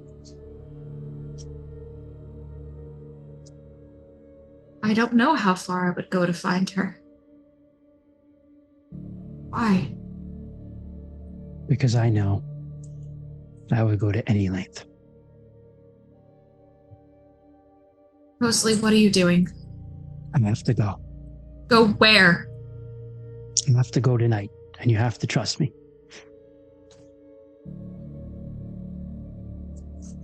Will you ever come back? I don't know. At this time, Martin leaves the stairwell. He just walks off the stairs. Riley, you are still there. He walks past you into the reception hall. Mm-hmm. And he lifts a candelabra off the mantle and holds it into the fireplace until the wicks catch flames. It's gonna burn the place down. Holy shit. And then he walks over toward a big pile of canvases and, paint thinning rags. You have a chance to act, Riley, but it must be very fast and it must be now, and it will take rolls. Yes. Riley is going to stop this, what would eventually be just like murder of artist compound. We're gonna have a party.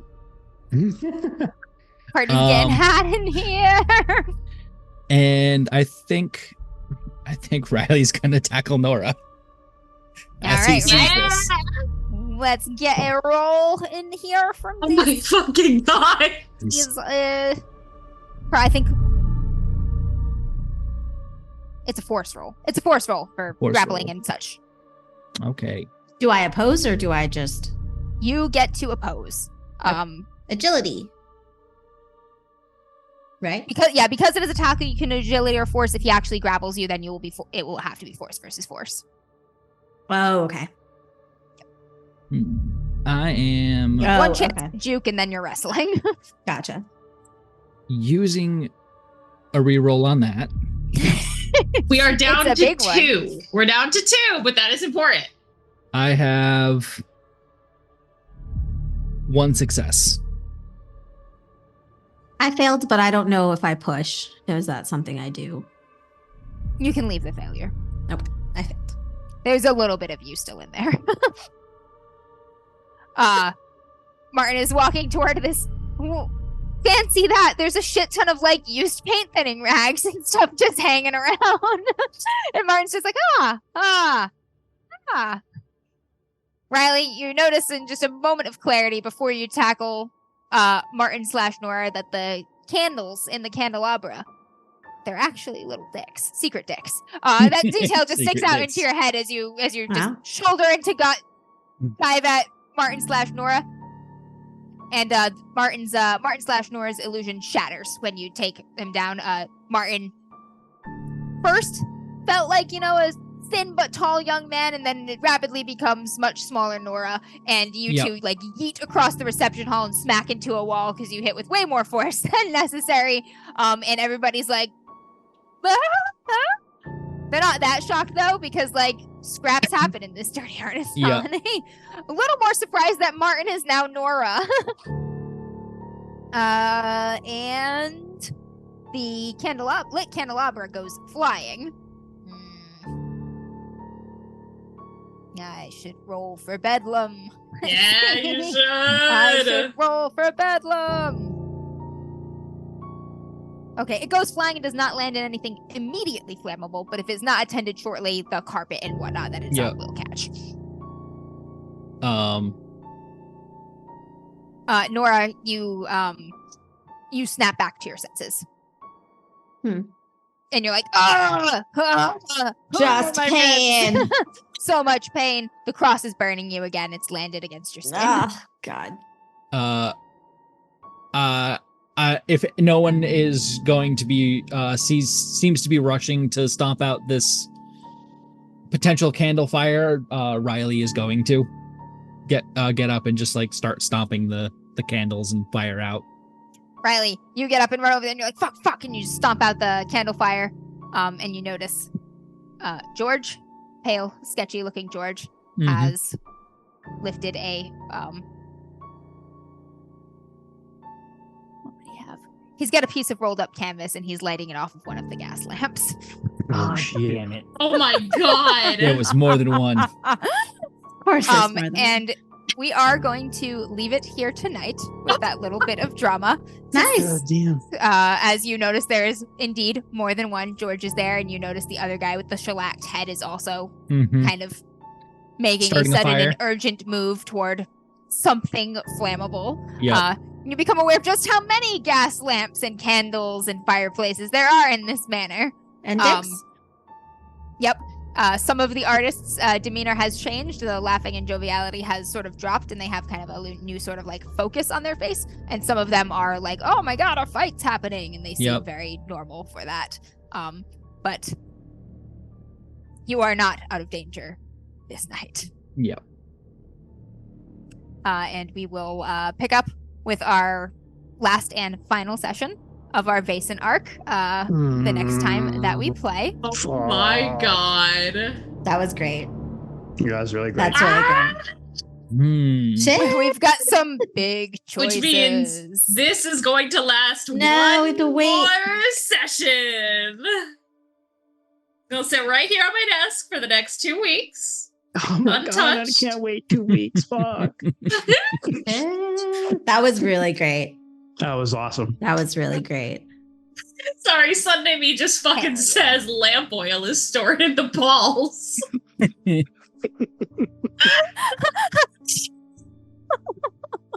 You're like, wow, those Oh my candles are God. actually really good. They fooled me for a long. I walked past that several times. I even stared pensively into the flames. Reg, you know, he's got something. Mhm. Maybe he's one of He those. is one of those 1 in 20. that Yeah. has that spark. Yeah. Yeah. Not something. Yeah. He's got, we all got that spark right now. Shit, and you know what? I'm gonna remember to do experience tonight. Oh, shit. Yeah. Let's fucking do it. Did you participate in the session? Fuck yes, you did. Yes. Did you confront any Vaesen? Yup. Yes. Fuck yes, you did. Yep. Were you affected by? Did you identify an unknown Vaesen? Not. Not No. really. Yay. Yeah. Were you affected by your dark secret? No. I can never tell with Rosalie because we did. I did bring it up. I bring it up a lot, but it didn't necessarily affect me. Oh, I guess I wasn't affected by mine either. Yeah, probably not yet, but I do feel you have a dramatic chance to be affected by it in our last. Yeah, session. not So yet. you're sort of poised on the Celia's on the break. precipice of being affected. Did you take risks to protect other people? Oh, Rosalie definitely. Well, I did maybe. To Yes, protect you Nora. did. You know, Yeah. I think Nora has. It wasn't Yeah, necessarily not- to. not the Yeah, I guess in a artist, way but to that's protect protecting Nora. the sister, even if you're not worried about future victims. So I will say honestly, It has the vibe, Nora. everyone but Cecily. Because Riley did. I'll give it to Riley at the end for starting to Yeah. swap with a possessed former Hmm. ally. Yeah, Riley So and Nora, Rosalie- you can check that. Okay. I don't get it for protecting Nora. God damn it. I mean, these other people are just scrubs and they're not good artists anyway. So do they matter? Do they matter? Come on. All right, it's fine. Have you learned anything? Yeah. Rosalie, I feel like that is a definite yes for Mhm. you. Mm. Anybody else got an argument for it? Not yet. Next session, I feel you'll be checking that box one way or another, Cecilia. Yeah. Mm. Nothing developed in the HQ. Did you perform an Nope. extraordinary action? Probably not yet. Or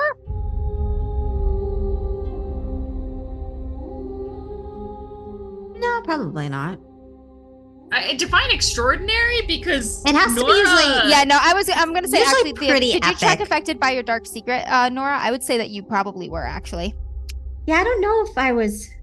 I was Now that I'm questioning thinking that about one. it, I would check that if I were you because this has cost you something you do not fully understand yet, but it has cost you something. Gotcha. I figured it would happen at the time of the cost, though. But yeah, that's fine. Yeah, the cost is in already. It's Okay. not. The cross isn't just burning you for kicks. Oh, that's fair. That's fair. Oh yeah. All right. Excellent job, folks. Anybody who has God damn. accrued yet another cluster of 5 can purchase new talents. Mm-hmm. Mm-hmm. If you are God one damn. away, is anyone one away?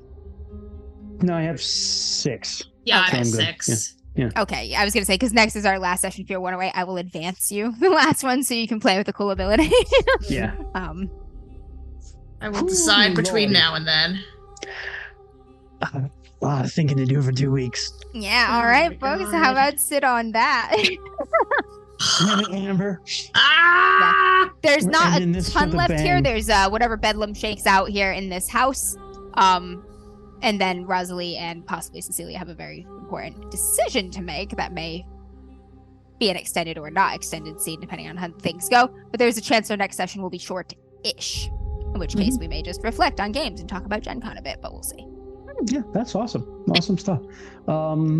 Once again, I just want to say thanks for watching. I'll let Sarah do our outro, but I want to remind everyone again, the 20th, I'm going to drop the Company of the Dragon new opener using Monument Studios music, and coincidentally that's the same day that Monument Studios drops a new Kickstarter, so check it out.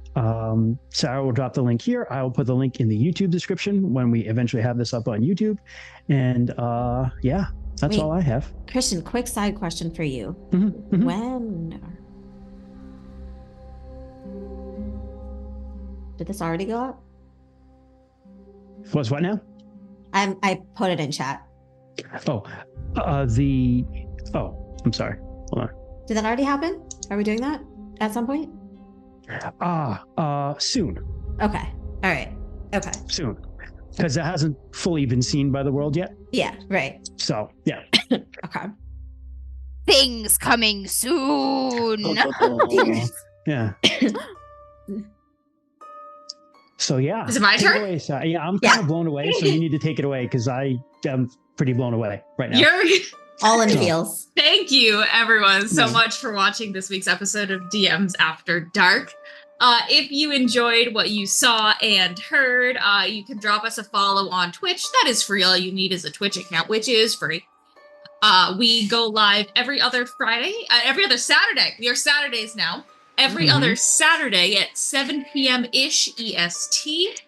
If you missed any of this, the live stream, this video should be up on our YouTube channel on Monday. All the same, DMs After Dark. We are on all the social medias at DMs After Dark, Facebook, Twitter, Instagram, etc. You can also email us at dmsafterdark@gmail.com. Questions, concerns, theories, Cats. We accept it all and more. If you have any interest in buying any of the merch that we have, we do indeed have the merch at this link here. Redbubble. Yep. We have the DM's classic shirt with our Detective 20 icon on it, as well as the incredible collaboration art with Katrine Durim, one of the RuneQuest artists of all of our RuneQuest characters, and the print for the victory at the Battle of Red Rock. If you have any interest, it's there. Yeah. It's gorgeous, it's beautiful, and I'm obsessed. If you want to support us through here, you can subscribe. It is $5 a month, or if you have Amazon Prime, you can give us 5 of Jeff Bezos' dollars. As always, there is no pressure to subscribe. We are just happy you guys are here and chatting and hanging out with us. Any money we make goes back into the stream, keeping us on all the podcast apps, getting to do cool shit like the commission with Katrine Durim and stuff like that. So, that being said, thank you everyone again. Have a great night. And until next time, what would you do? Have all the questions answered. Good night, everyone. Good night.